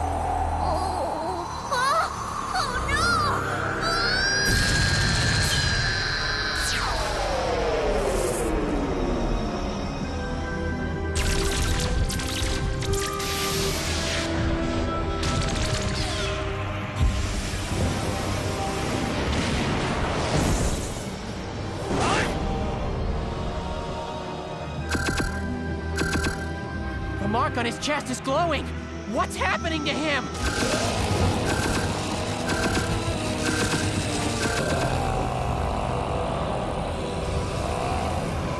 He's digivolving! Do it! That's it! Digivolve! I order you to digivolve to Mega! Yes! Mega!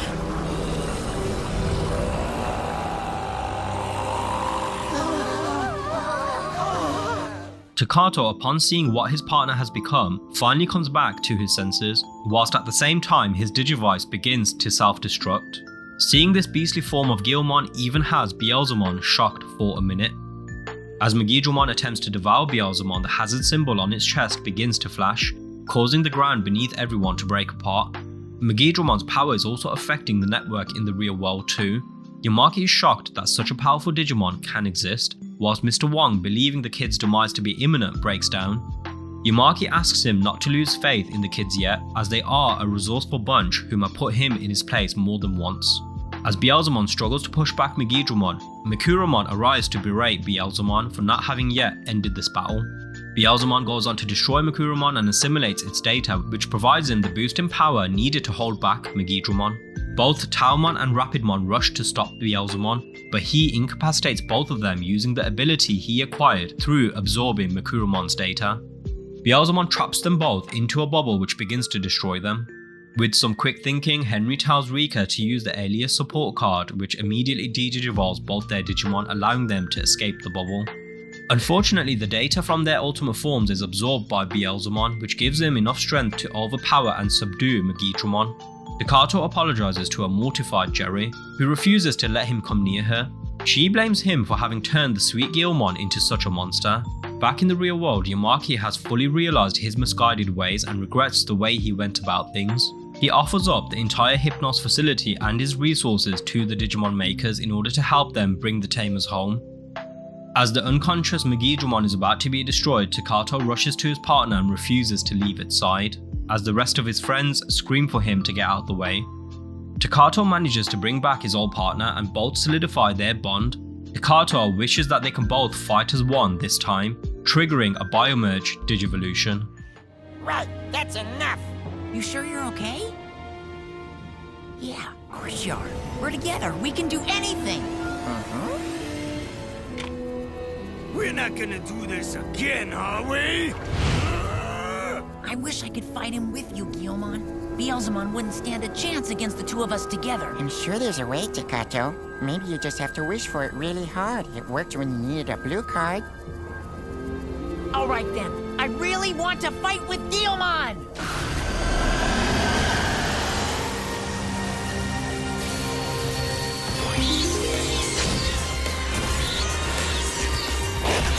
Human Biomerge 2!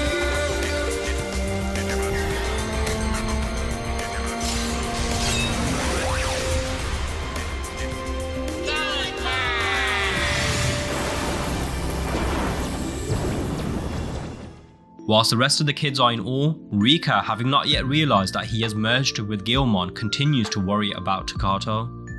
The battle ensues and is evenly matched, given that Beelzemon has consumed the data of 4 ultimate level Digimon as well as the data of Leomon and countless other champion level Digimon.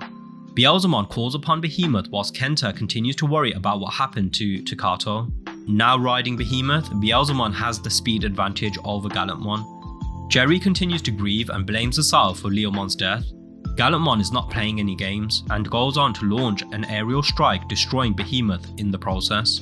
The sheer force of the attack causes the ground beneath everyone to further break apart. Zuchaomon orders Katsurumon to destroy Lockmon. Katsurumon arrives on the battlefield and goes on to attack Suzy and Lockmon. Terriermon protects them both but is sent hurling in the process.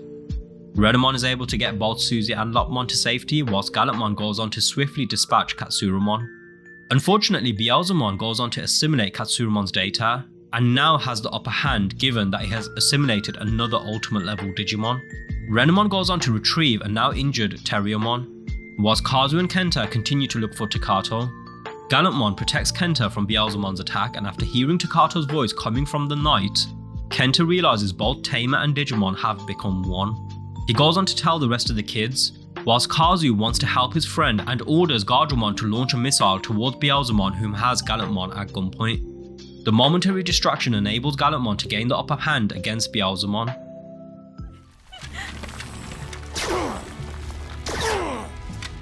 You can't hurt us anymore! You just never learn! Beelzemon, your judgment day is at hand. For the horrible things you have done, now you must pay the ultimate price! Shield of the Just!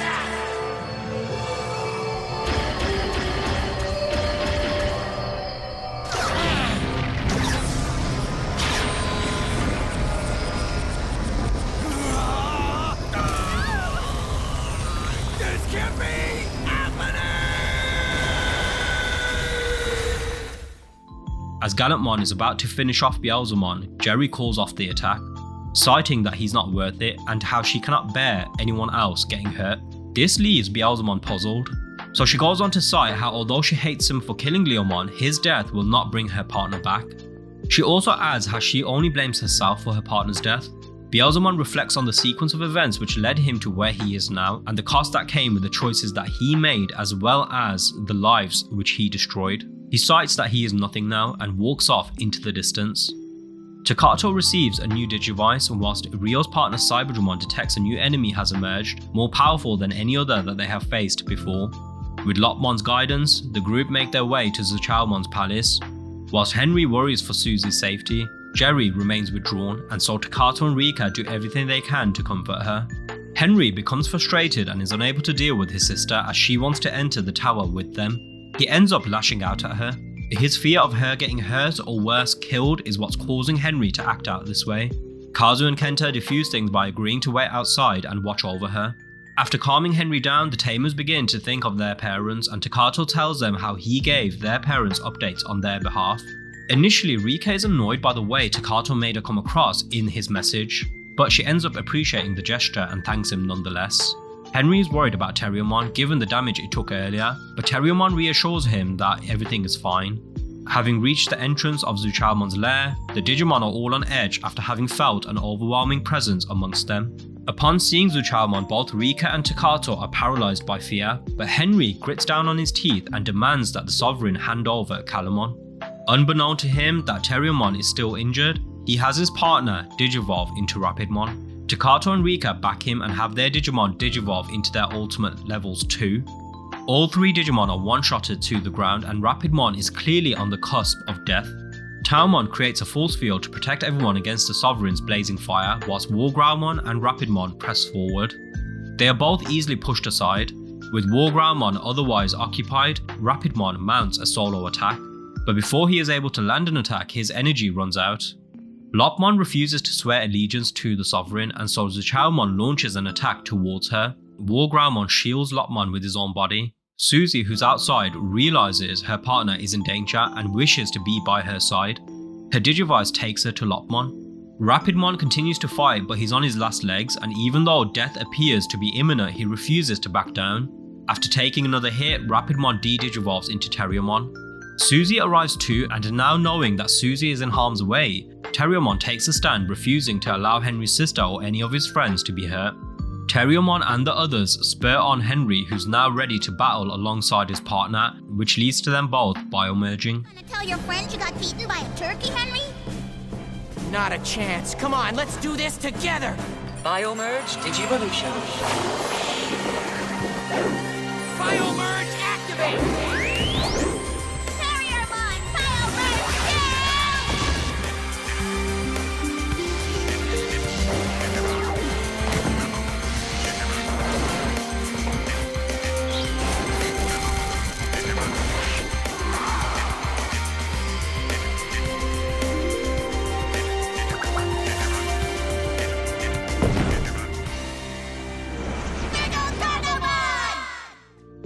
Zuchalmon is offended that a human and Digimon have combined into one being, and so brings the ceiling down on them.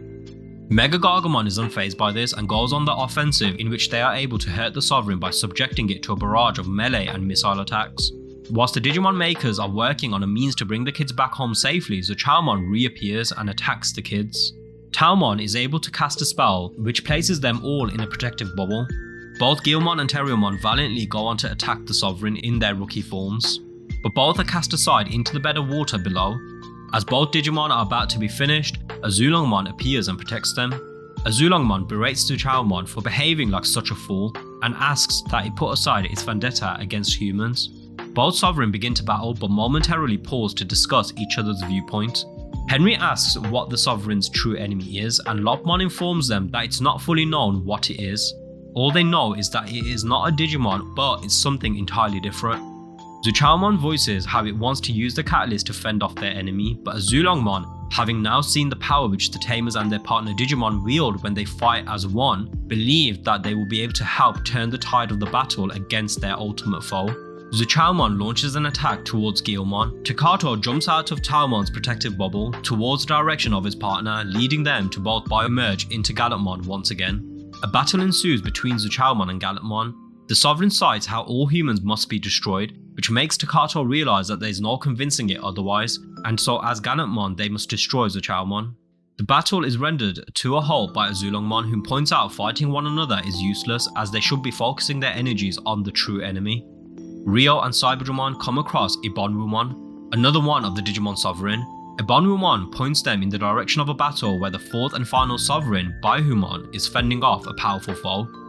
Henry asks the two Sovereign whom their enemy is, and both side they do not know its name but know that it has been in existence for as long as the digital world has been around. Azulongmon cites how the digital world's substructure consists of 6 layers. The enemy lived alongside their ancestors as well as the Diginomes, whom they refer to as the Ancient Ones. Initially they all lived in harmony, that is until the true enemy went on to destroy their Digimon ancestors. After suddenly disappearing many years ago, the enemy has now returned and has set out to destroy all digital life forms. The Sovereign over the years acquired more power via the Catalyst in its original form, which enabled them to create new layers upon the digital world, where Digimon can live in peace and prosperity. Azulongmon believes it and its Sovereign brethren are to blame as their powers growing was what reawakened the true enemy. After realizing this, the Sovereign felt they needed to prove to the true enemy that they are not a threat, and so Azulongmon hid the Catalyst in the form of a Digimon. But it was not the Sovereign who created Calamon, as they do not wield such power. It is in fact the Diginome who did, as they have the ability to grant wishes, and so went on to grant Azulongmon's wish to turn the Catalyst into a Digimon. Mizuno arrives with the Diginomes and informs the Tamers the name of the true enemy. The true enemy's name is the D-Reaper. Mizuno explains how the D-Reaper is a program the Digimon makers created. It was designed to eliminate any AI program which exceeded its original parameters. He does find it odd how the D-Reaper has the ability to destroy the now highly evolved Digimon, and goes on to speculate that the D-Reaper must have eliminated hordes of Digimon in the past, and via assimilating their data, it too was able to digivolve itself to a level far beyond even that of the Digimon Sovereign. The projection of Mizuno begins to fade away as his actual body begins to wake up back in the real world. Rio observes the massive battle happening within the chasm underneath he and Cyberdramon, in which Baihumon is fending off parts of the D-Reaper. Sensing the D-Reaper is near, Azulongmon begins to transport the Tamers away from the area. Takato continues to worry about Jerry, who's no longer the Jerry he once knew. Jerry explains that when her mom died, she swore she would not let anyone take her place, so when her father remarried, she chose to keep her distance from her new stepmother, even though her father's new wife wanted nothing more than to get to know her. She highlights how she's not a nice person as everyone thinks she is, and now having lost her Digimon partner, she questions whether her destiny is in fact to be all alone. Baihumon emerges from the chasm and collapses from exhaustion. Rio, not realizing Baihumon was battling the D-Reaper this whole time, goes on to enter the chasm with Cyberdramon.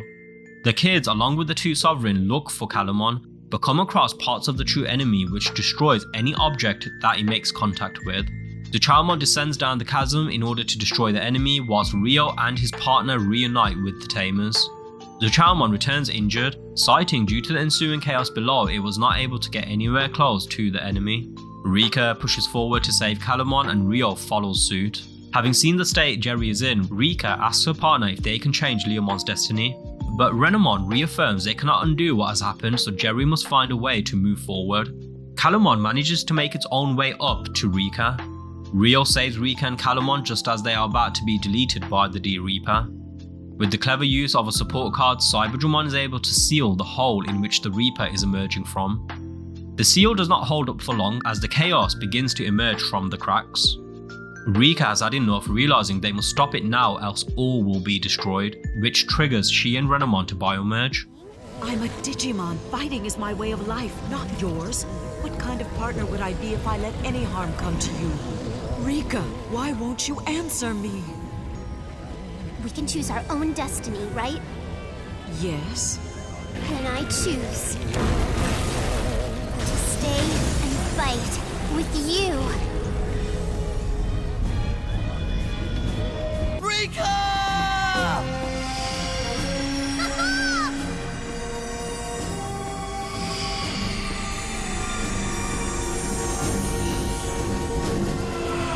Biomerge Digivolution. Biomerge activate! Renamon Biomerge to...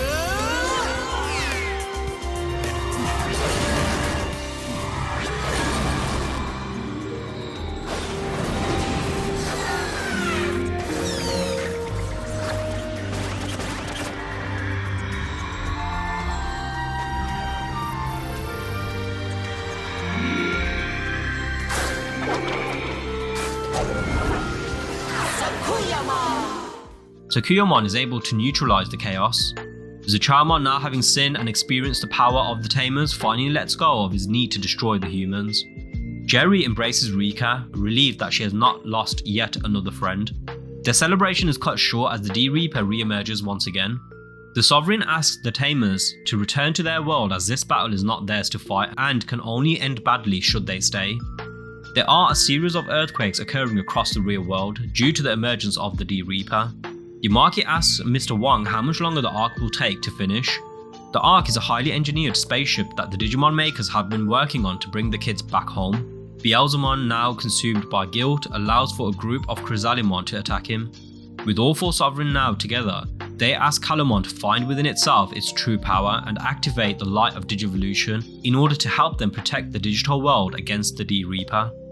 Calumon now, more than anything, wishes to help the Sovereign and its friends. It is able to locate the power deep within it with the help of the Diginome. Calumon begins to emit a light which enables the wild Digimon across the globe to digivolve into their mega forms. Calumon is left exhausted and is caught by Rika. Azulongmon cites that the Diginome seemingly perished as they used up a great deal of their power, granting Calumon's wish. Jerry's deteriorating mental state continues to worsen as she is no longer speaking with anyone. Mr. Wong sends the kids an email advising them that the Ark is ready to bring them home. Azulongmon cites how they must return to their world as he suspects the battle will reach the real world at some point. Azulongmon also goes on to tell Calumon it is free to live out the rest of its life as a Digimon should it wish to. Whilst the kids are getting ready to go, a part of the Reaper launches itself into the sky and is able to latch itself onto the real world. Renamon senses Impmon's weakened presence. She and Rika go to find Impmon, promising the others that they will be back by nightfall. Renamon cites how becoming one with Rika made her feel more connected and compassionate towards all living beings, a statement which Rika concurs.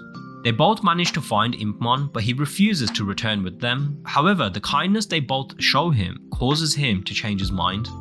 The Ark arrives to pick up the kids, but Rika is nowhere to be found. Gilmon pleads with the Ark to stop, as Takato is about to be left behind.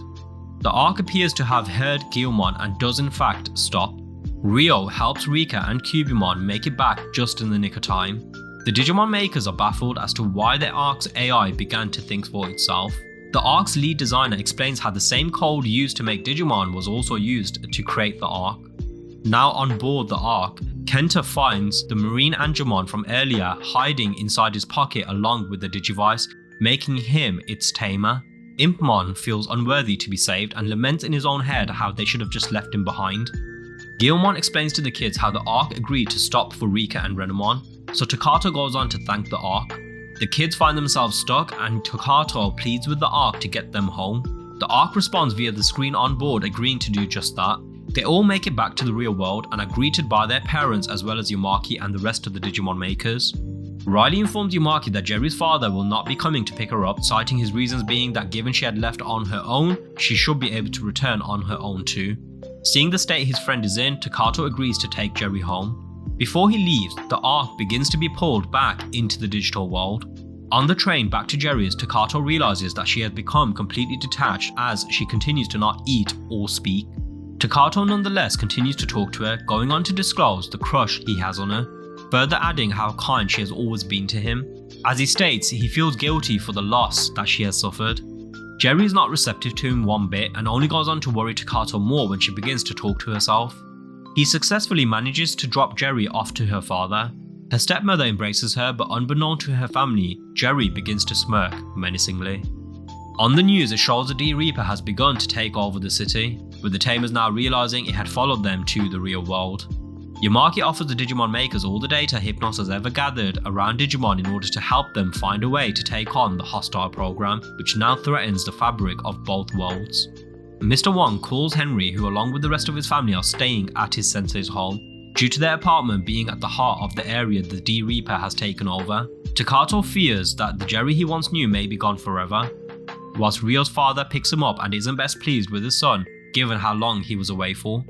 Impmon decides to make his way back to the twins' home, but he finds that no one is there. He does find a notice addressed to him which the twins have left behind in case he returns to the house.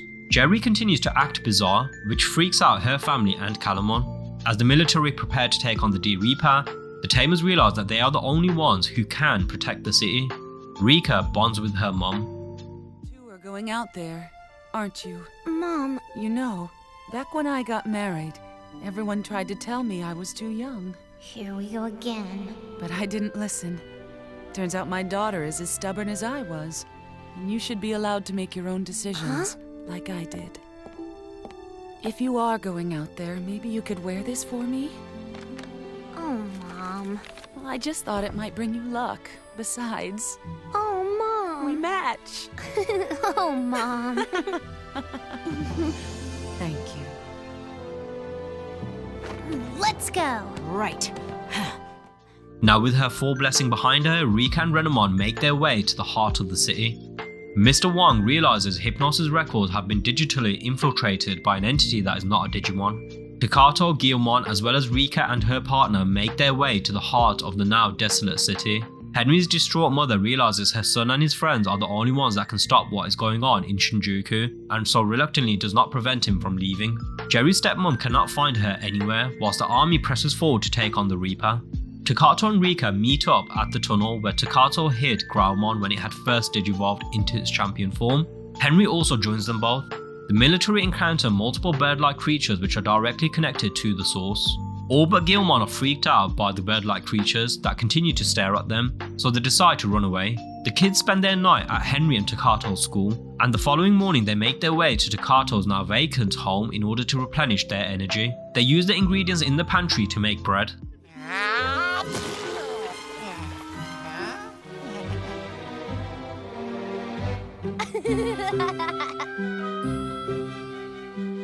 Now we just wait for it to bake. Oh, we always have to wait for everything. You always have to eat everything. So, what's your point? Well, Rika, what do you have to say for yourself now? Yum. Just pass the butter, will ya? As Yumaki and Mr. Wong monitor the D-Reaper's activity, they realize that it has avoided entering Central Park. Impmon asks people on the street to help it read the notice board that was left for him at the twins' house. Henry's sensei reads it for him. Now knowing where the twins are, Impmon thanks Henry's sensei and makes his way to the twins. The military fail to heed Yumaki's warning that they need to stand down. The military launches a camera into the Reaper in which they momentarily catch a glimpse of the Reaper's base. Yumaki, Riley and Tally arrive at Takato's home and greet the Tamers. Shibumi suddenly reveals himself to the Digimon makers and informs them of the D-Reaper's origins, citing that its principal programming is to delete any intelligence which evolves beyond their set parameters. Shibumi expands how the Reaper has become sentient as it too has evolved. It seems to now believe all humans and Digimon pose a threat and so must be deleted. Whilst the Tamers get Yumaki up to date, Impmon manages to locate the twins. His Tamers are happy to see him. Believing to have located the core of the enemy, Takato is ready to mount an attack, and so all three Tamers have their partner Digimon digivolve into their ultimate forms. The twins voice their regret regarding their past behaviour as their constant bickering caused Impmon to leave. Impmon too apologises for leaving in the first place. Taomon realises the bird-like agents of the D-Reaper have the ability to copy their attacks. Due to the link between each Tamer and their partner, the kids all sustain damage just as their Digimon do. Impmon sees via the news that his old friends are out on the battlefield and so tells the twins that he must leave, promising that he will be back. One of the twins, Mako, offers his toy gun to help Impmon in battle, and the other twin, Ai, wishes Impmon good luck and tells him how much he truly means to them. Impmon warp digivolves into Beelzemon, and the gun Mako gave him transforms into a real one. Beelzemon also begins to grow wings, having now mode changed into his blast mode. He takes flight, now knowing that he's fighting on the right side. The Tamers Digimon are all exhausted, and so too are they. The kids cannot biomerge. Henry believes it is because their bodies are no longer made up of data as was the case in the digital world, so they no longer are compatible to merge with their Digimon. Beelzemon arrives in the nick of time and is able to sever the cable linking the agent to the D-Reaper. The three ultimate Digimon launch a collective attack and are able to destroy it. Taomon and the kids thank Beelzemon for his help. Whilst everyone banters with Beelzemon, Takato catches a glimpse of Jerry lurking in the tree near them. He lets the rest of his friends know too, but is unable to fathom how she could have travelled so fast to Shinjuku when she lives hours away. The media goes on to blame Hypnos for the emergence of the Reaper. The kids' parents write a letter informing the kids to make their way to Rika's house. Rob McCoy, one of the Digimon makers, does a segment on the news and provides the public background on Digimon and explains to the public what the D-Reaper is. Whilst on their way back to Rika's, Takato catches another glimpse of Jerry running around the streets. Yamaki blames himself for what's going on, believing that he is at fault for letting the D-Reaper into their world. Mr. Wong arrives with great news that they have found the original data on the D-Reaper via the help of a friend in Germany. At Rika's house, the kids are greeted by their parents, whom have set a banquet for them. Guilmon finally gets to try his much anticipated bread named after him. Impmon stumbles upon Calumon, who's out searching for Jerry. Impmon is still consumed by guilt for having killed her partner, and so sets out to find and bring her back safe and sound. Shibumi reviews the code of the D-Reaper thanks to their German friend and identifies that the D-Reaper behaves much differently in their world versus how it does in the digital world. In the digital world, it destroys any and all objects that it would come into contact with, but in the real world, it stays clear of the park, which makes them think that it actively avoids any areas where there is greenery. The kids, having enjoyed their meals, now must leave, and although their parents do not wish them to go, they give their kids their full blessing. Yamaki receives an alert from the Ark, which was believed to have been destroyed. The D-Reaper's minions are after a young girl and her Digimon partner, Dobermon. The Tamers go on to save them both. The girl knows who the Tamers are, and so too does her Digimon. She cites her Digimon has been actively searching for them. Rob McCoy and Yumaki try to get to the bottom of the comms he received from the Ark, and based on the photo frame on Rob's desk, it's made clear that the girl the Tamers just saved is none other than Rob's daughter. Yumaki wonders if the Ark is sentient, as he believes it is trying to tell them something.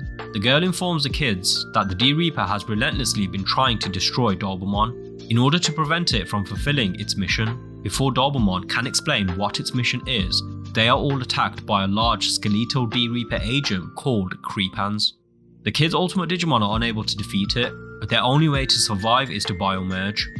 The girl, whose name is Alice, informs them the reason she brought Dobermon to the real world is because its mission, given to it by the Sovereign, is to help the Tamers to be able to biomerge in the real world. But in order to offer them this ability, Dobermon must offer its life force to them. Dobermon thanks Alice for everything and bids her farewell. Now having biomerged, all three Mega Digimon are able to get right back into battle. As Alice mourns Dobermon, its spirit lingers around her for a few seconds, which allows her to embrace it one last time. Takato promises not to let Dobermon's sacrifice go to waste. They all begin to battle an endless barrage of agents. Mr. Wong is frustrated as the kids are left fighting the Reaper all alone. But Yamaki reassures him using his own words that the kids are able to do what no other can, and that he needs to believe in them and their Digimon. Creepans manages to get a hold of Mega Gargomon, whilst there continues to be no end to how many agents are spawning in. Yamaki asks the Ark's main programmer Daisy if she can re-establish a connection with it, informing her that the Ark contacted him. Kazu, having witnessed Gallantmon fighting the agent, decides that he must help his friends, so too does Lopmon. Gallantmon saves Mega Gargomon and both go on to destroy Creepans. Gallantmon is captured by the D-Reaper and is pulled inside of it. Guilmon cites he won't be able to hold on to their mega forms for much longer, and so they land amongst the trees. As Takato and Guilmon wander inside the Reaper, they find Jerry in there too. He asks what she's doing there, and she responds in third person. Jerry seems to have become possessed by another being, which goes on to cite how Jerry has proven invaluable in its research of humans. As she begins to morph, Guilmon cites how the being in front of them is not Jerry. The imposter explains how it sampled Jerry to analyze the life forms which created the digital network, as well as the D-Reaper itself. It goes on to reveal its true form as one of the D-Reaper's agents, citing that due to the defects of humans, they must all be eradicated. The agent then leaves on its own accord. Whilst on the outside, Rika and Henry continue to worry about Takato. They are both greeted by Kazu, Gardramon, and also, to their surprise, another Mega Digimon called Justimon. Justimon turns out to be both Rio and Cyberdramon, whom were able to biomerge after Dobermon's sacrifice. Their reunion is cut short when a new D-Reaper agent called Hornstriker attacks Mega Gargomon. Rika is fuming as the Reaper is constantly hurting her friends, but Justimon offers to take on the agent to allow for Rika and Henry to push forward so that they can find Takato. Gardramon and Kazu stay behind with Justimon to offer him some backup. Mr. Wong believes he's found the core of the D-Reaper's consciousness, deducing that all of its agents must be connected to the core. By severing the cables, they will not only destroy its agents, but also, in theory, the D-Reaper itself. The agent posing as Jerry continues to play games with Takato. making fun of the memories he and Jerry shared. The toxic environment begins to disorientate Takato, causing him to pass out. Impmon and Calumon make their way to the heart of the D-Reaper to save Jerry, who is trapped there. They are both stopped in their tracks by an agent called Bubbles, but knowing the danger Jerry is in, Impmon warp digivolves into Beelzemon Blast Mode and holds off the agent whilst he has Calumon press forward to find Jerry. Calumon believes to have found Jerry, but an invisible force field is blocking them from entering. Beelzemon is able to create a small opening which allows Calumon to enter, but he is then immobilized by the D-Reaper. Beelzemon tells Jerry that no matter what it takes, he will make things right. Calumon speaks to Jerry, but she remains despondent. Believing to have found Takato, Sukuumon casts a protection spell upon herself and Mega Gargomon, which should shield them from the harsh environment inside of the Reaper. Agent Jerry reveals the real Jerry's deepest sorrows to Takato. The agent begins to chase after the now powerless Takato and Guilmon, and whilst running, both are spotted by Sukuumon, whom rushes out to save her friends. Sukuumon is stopped to a halt due to the effects the harsh environment is having on her body. Kenta's partner Marine Angemon appears and saves Takato and Guilmon. Marine Angemon's bubbles seem to have the ability to neutralize the D-Reaper, and so is able to successfully scare away the agent. A now exhausted Sukuumon lands by Takato and Kenta, with Marine Angemon going on to restore her vitality. Mega Gargomon manages to blast an exit for them whilst Justimon continues to battle Hornstriker on the outside. Coupled with the help of Gargomon, Sukuumon and Mega Gargomon, Justimon is able to destroy the agent after Antilomon successfully manages to sever its cord. The kids all return to Rika's home to regroup. Susie informs Henry that both Calumon and Beelzemon have disappeared inside of the D-Reaper. Rio gives Susie her first Modify card. Rika is sad that they were unable to really thank Alice for her and Dobermon's sacrifice. Takato continues to worry about Jerry, knowing she is being held somewhere within the D-Reaper. Calumon calls out to Beelzemon, who is starting to lose consciousness. Upon hearing his name, Jerry is reminded of the loss she has suffered over the course of her life, from the death of her mother to the recent death of Leomon. Daisy has managed to make some improvements to the Arc, improvements which Yumaki highlights are made up of Chrome Digizoid, the most powerful metal in the digital world. He gives the Arc a name, calling it Grani. Shibumi uses Henry's Digivice in order to help Grani to bio-emerge into the real world. He goes on to cite how after its original data was damaged, instead of dispersing, Grani managed to retain large parts of its dataset, which is how it was able to communicate with Yumaki. Jerry's dad and stepmom have also arrived at Hypnos HQ. Her stepmother continues to worry for her safety, whilst her father remains visibly angry. The Digimon makers realize the sphere which is holding Jerry captive is also the D-Reaper's brain. Takato goes on to plead with Jerry's father not to be mad at her, whilst Justimon continues to battle the Reaper on his own. Rika's mother offers Jerry's stepmom comfort, whilst Rika overhears the conversation and realizes how difficult things must have been for Jerry all along, having suffered so much loss. Rika commits to never feeling sorry for herself again, realizing how good she has had it all along, and vows to save her friend. Jerry's father makes his way to get his daughter all on his own. A massive agent emerges which begins to chant using Jerry's voice. Takato and the others soon arrive too. After the agent scans Jerry's dad, it begins to malfunction when it identifies him as her father, as it does not understand the concept of parents.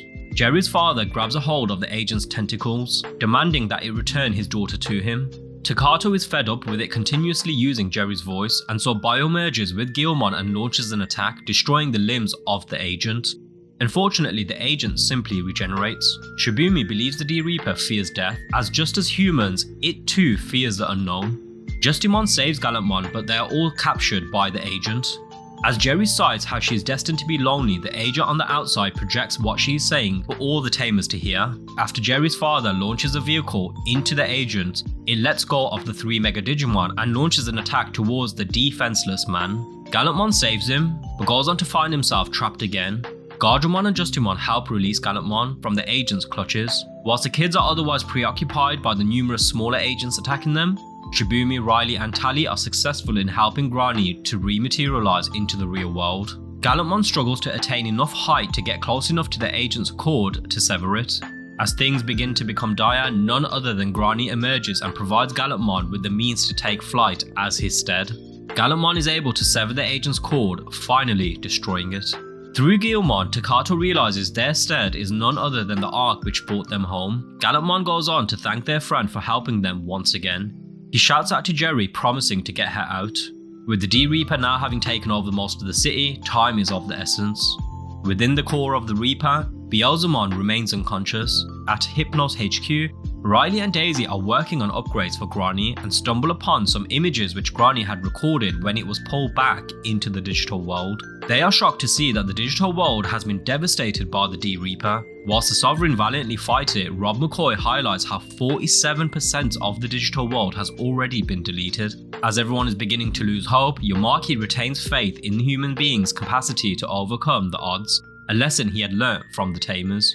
The D-Reaper's core expands in size. In order to protect itself, the kids spot Beelzemon trapped and rush out to save him and Jerry. Granny's upgrades are finally completed and it is able to take flight once again. Beelzemon is kicked out of the core, so he attacks the core's barrier in unison with Gallantmon, but their collective might is unable to make a dent. Riley sights how their receiver implanted within the D-Reaper has picked up a signal, which now allows them to see from the D-Reaper's point of view. The receiver also picks up video of Takato, which is shown to the public via the news. Seeing her student battling, Miss Asagi runs out of class calling out and cheering Takato on. Yamaki only now realised that the kids have merged with their Digimon and are in the heat of the battle, leading him to feel guilty having placed them in danger's way.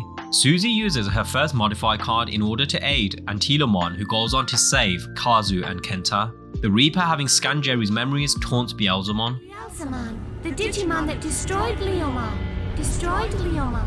Destroyed Leomon. Shut up! Destroyed Shut up! Leomon. Stop using Destroyed Gary's Leomon. voice! Destroyed Is that Leomon. supposed to make me feel Destroyed bad? Well, it's not working! Destroyed Leomon. I don't care what you Destroyed think! Leomon. Off this!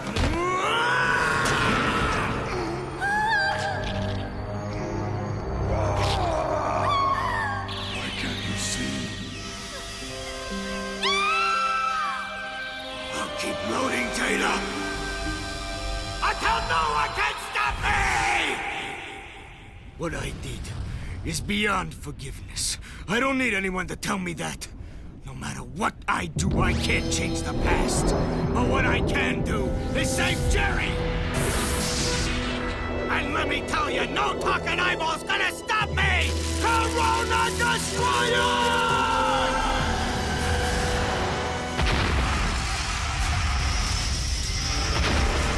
How's it feel to be on the other end of the woman's stick? Come on, Jerry's trying to save you. Don't you even care? I know everything looks scary bad right now, but Beelzemon's not giving up, so you shouldn't give up either. Oh, Jerry, please say something. How'd you like that? Not so chatty now, are you? What? I can't... His special attack does not even leave a scratch on the Reaper as it goes on to destroy Beelzemon's gun. Yamaki informs Takato of a special weapon Granny wields called the Yugoth Blaster, and asks that he goes ahead and tries to use it against the barrier. The blaster proves effective and is able to destroy the outer defenses of the core. Takato shouts to Jerry, pleading with her to let Beelzemon help. Jerry witnesses the efforts Beelzemon is making to save her, but he's unable to break the orb she's being held within. Given the journey Beelzemon has been on since the start of the series, this next scene still gives me goosebumps even today. Fishbowl! Let her go! Beelzemon.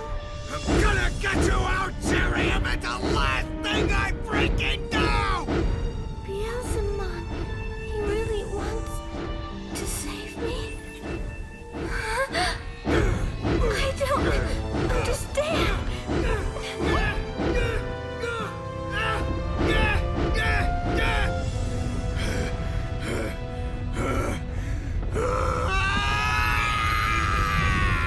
Give me the strength I need! Beelzemon? Beelzemon, please help me!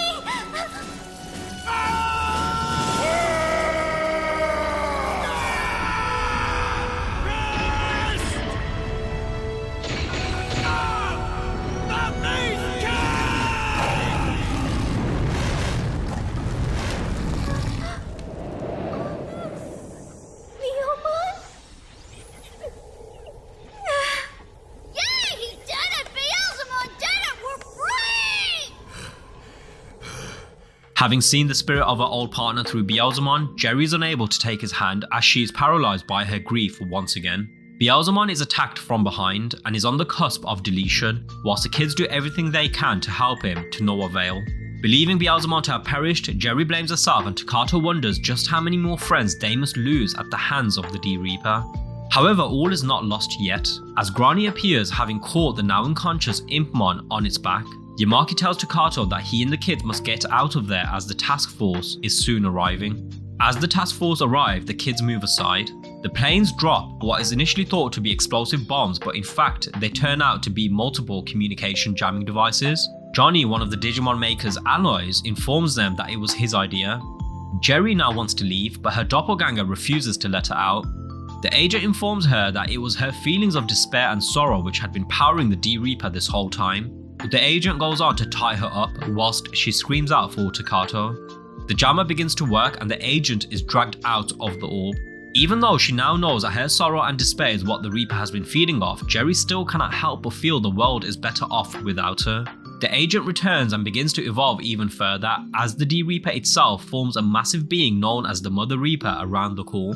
Takato, having heard Jerry's screams, wants to tackle the thing head on, but Guilmon correctly highlights to him that should they enter the Reaper now, like last time, they will be unable to hold their mega form. The kids realize they must pull back in order to come up with a plan. Whilst the monster makers and Yumaki try to come up with a plan, the kids all rest up. Takato meets up with his cousin Kai from Okinawa, whilst Rika is having lunch with Renamon, her mother, and her grandma. Rika cannot help but worry about Jerry, and Renamon doesn't feel it's right for them to be sitting around like this, but both agree to stay for her mother and grandmother's sake. Takato opens up to Kai regarding his concerns that the Jerry he once knew may be gone forever. Johnny tells Rob, Yomaki and Mr. Wong that the D-Reaper has begun to spread globally, and highlights how some of the sensors placed within the areas that the Reaper has now devoured provided them with crucial insights in how the data particles inside the Reaper move at the speed of light. Daisy cites how if they were able to create a tiny Big Bang inside of the Reaper, its data would in theory get pulled apart, which may allow for them to either destroy or shut it down. Mr. Wong runs some tests on Terriermon, citing he needs to find out the compositional difference between Digimon and the D-Reaper so that they can figure out how to target the bomb they are looking to create. As Jerry is about to strangle herself, Calumon begins to break down in tears, citing how lucky Jerry is and how all her friends, including itself, just want to see her smile once again. As they embrace, Calumon is dragged away by the Reaper. Jerry screams out for Takato's help, which he does somehow hear. Having heard her screams, Takato and Guilmon realize they must leave now. As Henry is heading out, Shibumi gives him a red card which he cites will help them to retain their mega forms within the D-Reaper's quantum bubble. Having said their goodbyes, all the kids make their way to face off against the Reaper one final time. Jerry is forced to helplessly watch on as the D-Reaper slowly squeezes the life out of Calumon. Rio arrives and all four Tamers swipe the red card via their Digivices. The red card proves effective as all four of them are now able to hold their mega forms within the Reaper's quantum bubble. The kids must face off against legions of agents, one in which knocks Gallantmon off Grani. Jerry is able to break free, going on to hold a now unconscious Calumon in her arms. Impmon is now with the twins. As he lays in their arms, they attempt to cheer him up. The twins finally receive their own Digivice too, solidifying their bond with him. Seeing Calumon hurt in front of her, Jerry realizes that allowing herself to fall into such despair and thus powering the D-Reaper was wrong, and not what Leomon would have wanted. The D-Reaper cites how much of an abomination human beings are and must be destroyed. A hole begins to emerge within the D-Reaper, which is all part of Yumaki and the Digimon Maker's plan. Mr. Wong goes on to explain how the hole is a link which has opened up between parts of the D-Reaper which is in the digital world, in which the Reaper will use this connection to draw all its strength into one place. Yumaki and the others were banking on this, and he goes on to tell Riley to launch the Juggernaut program. It turns out when Mr. Wong was scanning Terriermon, he in fact installed Juggernaut into Henry's partner, in which as Mega Gargamon, once they had entered the quantum bubble, they plan to release the program at this exact moment. The Juggernaut program being released within the bubble will enable them to create the Big Bang as Daisy cited earlier, which should either destroy or reverse the Reaper back to its initial primitive form. Call it their way of de-digivolving it. Their plans are rendered to a halt when a new creature of the D-Reaper emerges from the hole. This foe is extremely powerful given that it has assimilated hordes of data through killing numerous Digimon within the digital world. Takato and Guilmon refuse to back down and launch an attack at the creature. It responds by drawing a scythe which tears into Gallantmon. The rest of the Tamers collectively attack the creature, which allows Gallantmon to press forward towards the Reaper's call. After he is sent soaring to what seems to be his ultimate demise, a voice begins to speak out to Takato. The now damaged Grani appears and offers its life force and armor in order to give its friends the ability to fly, enabling Gallantmon to mold change into his crimson form. Whilst Gallantmon makes his way to Jerry, she makes it clear to Calamon that she has had enough of sitting around and crying, going on to cite how it's time she gets them out. Justimon comes up with a plan to destroy the creature as they are struggling to even make a dent against it. Jerry speaks out to Leomon, finally believing in herself, which triggers her Digivice to let out an array of light which blasts through the roof of the prison they are being held in. Having received Securemon's energy, Justimon is able to shred the creature in half, believing to have finally destroyed it, only for it to re-emerge shortly after. Agent Jerry has digivolved further and goes on to attack Gallantmon. All 4 Digimon Sovereign emerge from the hole and drag the creature back to the digital world. Yamaki and the others begin the final stages of their plan. Mr. Wong calls Henry and informs him of the plan. Yamaki and the rest of the Digimon makers join the call too. Mega Gargamon begins to launch the Juggernaut program and the reversal begins. Shibumi cannot help but feels he's missed something crucial. Whilst Gallantmon is being beaten to a pulp but eventually has enough and goes on to destroy the formidable agent with a single punch, Gallantmon makes his way to Jerry as the Mother Reaper is being sucked into the hole. Shibumi finally realizes that his calculations for the red card were off, as he only manipulated the Digimon's data wavelengths, but he failed to account that their megaforms are hybrid forms made up of part human. He deduces that the Digimon will not be able to hold their megaforms for much longer, which turns out to be the case. Everyone de-digivolves, but Jerry and Calamon still need saving. Takato has Guilmon launch him towards her, whilst Renamon goes on to save Henry. Having finally been saved, Jerry embraces Takato. Kenta comes in clutch, having his partner place all the Tamers and their Digimon within a protective bubble. The nightmare seems to have finally come to an end. The kids by this point, for the most part, have overcome their deepest fears and insecurities, but are soon to realise that there is one final fear that they all collectively share, which they soon must face. Impmon introduces the twins to the rest of the group and asks if Jerry can ever find it in her heart to forgive him someday. Jerry puts his mind at ease as she tells him that he is forgiven. Suddenly, the Tamers' greatest fears actualise as all their Digimon partners begin to de-digivolve into their in-training forms. Mr. Wong appears and explains that the side effect of the plan they had executed to defeat the D-Reaper would mean that any and all Digimon must return to the digital plane. This was a decision that Mr. Wong along with his colleagues did not wish to make, but due to the risk the D-Reaper posed to both worlds and the lack of time they had, it was a choice they regrettably had to make.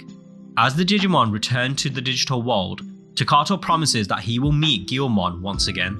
Mr. Wong tries to reassure his son, saying that everything will be okay, but a teary-eyed Henry nods, which causes his father to drop to his knees in guilt. Life soon returns to normality for the kids, and it appears that this series will be ending on a somber note. Takato wonders if he will ever be able to keep the promise he made to Guilmon, and wishes that he will be able to keep his word.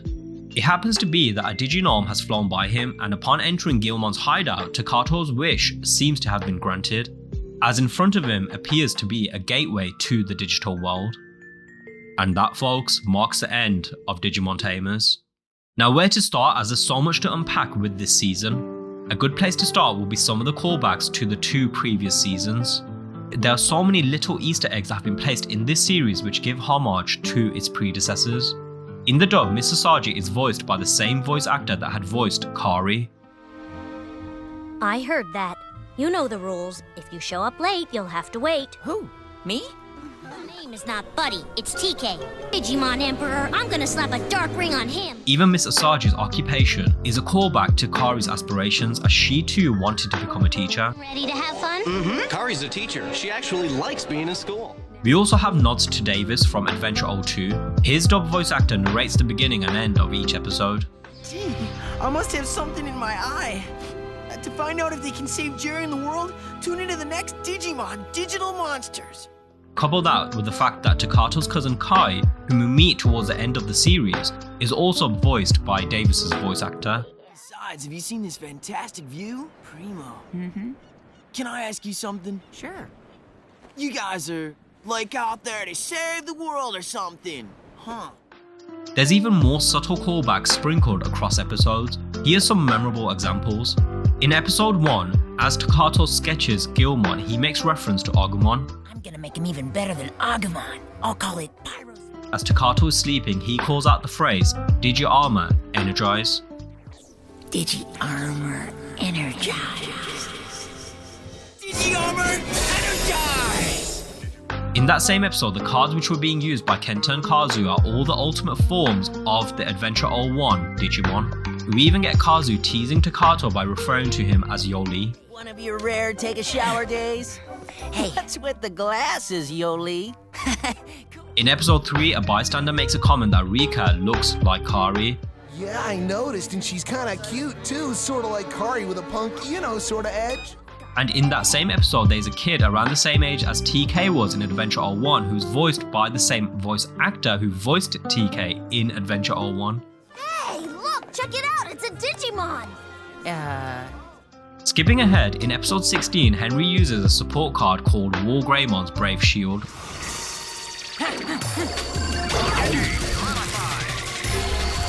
Digi-modify!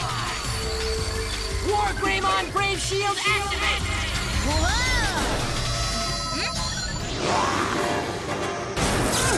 Which is not only a callback to War Greymon, but also a nod to how its shield is made up of the strongest metal in the digital world called Home Digizoid. In episode 30, Kazu mentions how he would love to have Angemon as his Digimon partner. I'm glad somebody else believes it besides me. I wonder which partner I'm gonna end up with. Maybe Angemon now, that would be real power. There are so many more callbacks sprinkled throughout this entire series, which shows the level of care that has gone into making it. Are there any particular references to the previous seasons that stood out to you? As a child, I don't think I truly appreciated at the time the themes of the story and the journey these characters had undertaken. Given some of the subjects this series touched on, you would be hard pressed to find many kids at all with the required level of maturity and empathy to grasp some of the topics that were being toyed with here. This series seems to have it all. It covers topics such as the loss of innocence, to the damaging effects anger and grief can have on one's psyche if not dealt with accordingly. We even get stories of retribution, redemption, and sacrifice for the greater good. Hell, this series is so bold, they even touch on topics like suicide. Impmon, for one, starts off as an annoying troublemaker with seemingly little to no substance. It's only until he causes chaos around the city and gets Guilmon in trouble multiple times that we get a glimpse into his backstory. We find out that the resentment he holds for humans is deeply rooted through his traumatic past, with the twins whom regularly fought over everything they shared, including Impmon too. Due to being mere children, they failed to realise that they were physically hurting him during these arguments. The issue was much more deep-rooted than a simple frustration with his juvenile tamers. As it became evident, Impmon felt out of place in both worlds and suffered from a lack of self-worth. Over the course of this series, we see this lack of worth lead him to make decisions out of sheer desperation, decisions which led him down the dark path. I love the character progression he went through, as his redemption arc, for me at least, is the best out of any Digimon series to date. We have Jerry, who starts off as the overtly happy-go-lucky side character whose vibrant personality radiates amongst her peers, and especially Takato. Jerry could have easily been written off as a simple aloof side character which the MC has a crush on, but the writers of the series had a different idea in mind when it came to Jerry. Little did many of us expect from the midpoint, Jerry would go on to become a central figure in which the entire series permeates around towards the end. We get to know the real Jerry as a character who has already suffered immense loss in her life, with the death of her mother at a young age which led her to become somewhat estranged to her father after he had remarried. We also find out about the guilt she has been bearing on her shoulders for not being able to allow herself to accept her new stepmother who has been nothing but kind to her. She inevitably snaps after Leomon is murdered, and we as viewers witness this child drown within the depths of her grief, leading her to even consider taking her own life. Many may find it annoying how Jerry appeared to have become somewhat of a damsel in distress towards the end, but those who thought that completely missed the point, as she never wanted saving in the first place. If anything, the moment her partner Digimon died, she checked out completely, allowing herself to be devoured by guilt and sorrow. It's important to note that it was never Takato that pulled her out of it, but in fact it was Calumon. Calumon being the one to do it makes complete sense given the context. Having witnessed essentially all her friends kill numerous Digimon, albeit in self-defense, their hands were still now bloodied nonetheless. Out of all her close friends, the only one that had not sullied their hands with another's blood was none other than Calamon. Calamon was technically the only one left in the group who still had their sense of innocence intact. As frustrating as it was watching her constantly curl back up inside of her shell, it was oddly grounded in reality. Those that do not have the tools to deal with grief can often fall into such states, and if their life has already been burdened with loss, then some do consider opting out entirely, which at one point Jerry even attempts to do. Seeing her finally overcome this didn't feel cheap, but earned. We witnessed so many of her friends, including Beelzemon, do everything they can to save her, but it was only until she made the decision to move forward and live that she was able to break her shackles of grief. Henry's arc may get lost on most, as his trials and tribulations were somewhat less intrusive to the overarching story than most of the other main characters at least. There's two main challenges he faced which stood out to me. The first being his ethical conflict in killing Digimon. This inner conflict led him to seek guidance from his sensei, who gave him insights in how to delineate between good and bad, explaining to him how one's view of another is dependent upon perspective. This was very important as it was able to help diffuse the Tamers' initial anger towards the Sovereign, whom had sent the Davers to their world. His second challenge was that of responsibility. Being an older brother, he found himself frustrated by the situation when Susie had entered the digital world. It was interesting to see the shift in Henry the moment Susie arrived there, as he was left in a state of paranoia regarding her safety.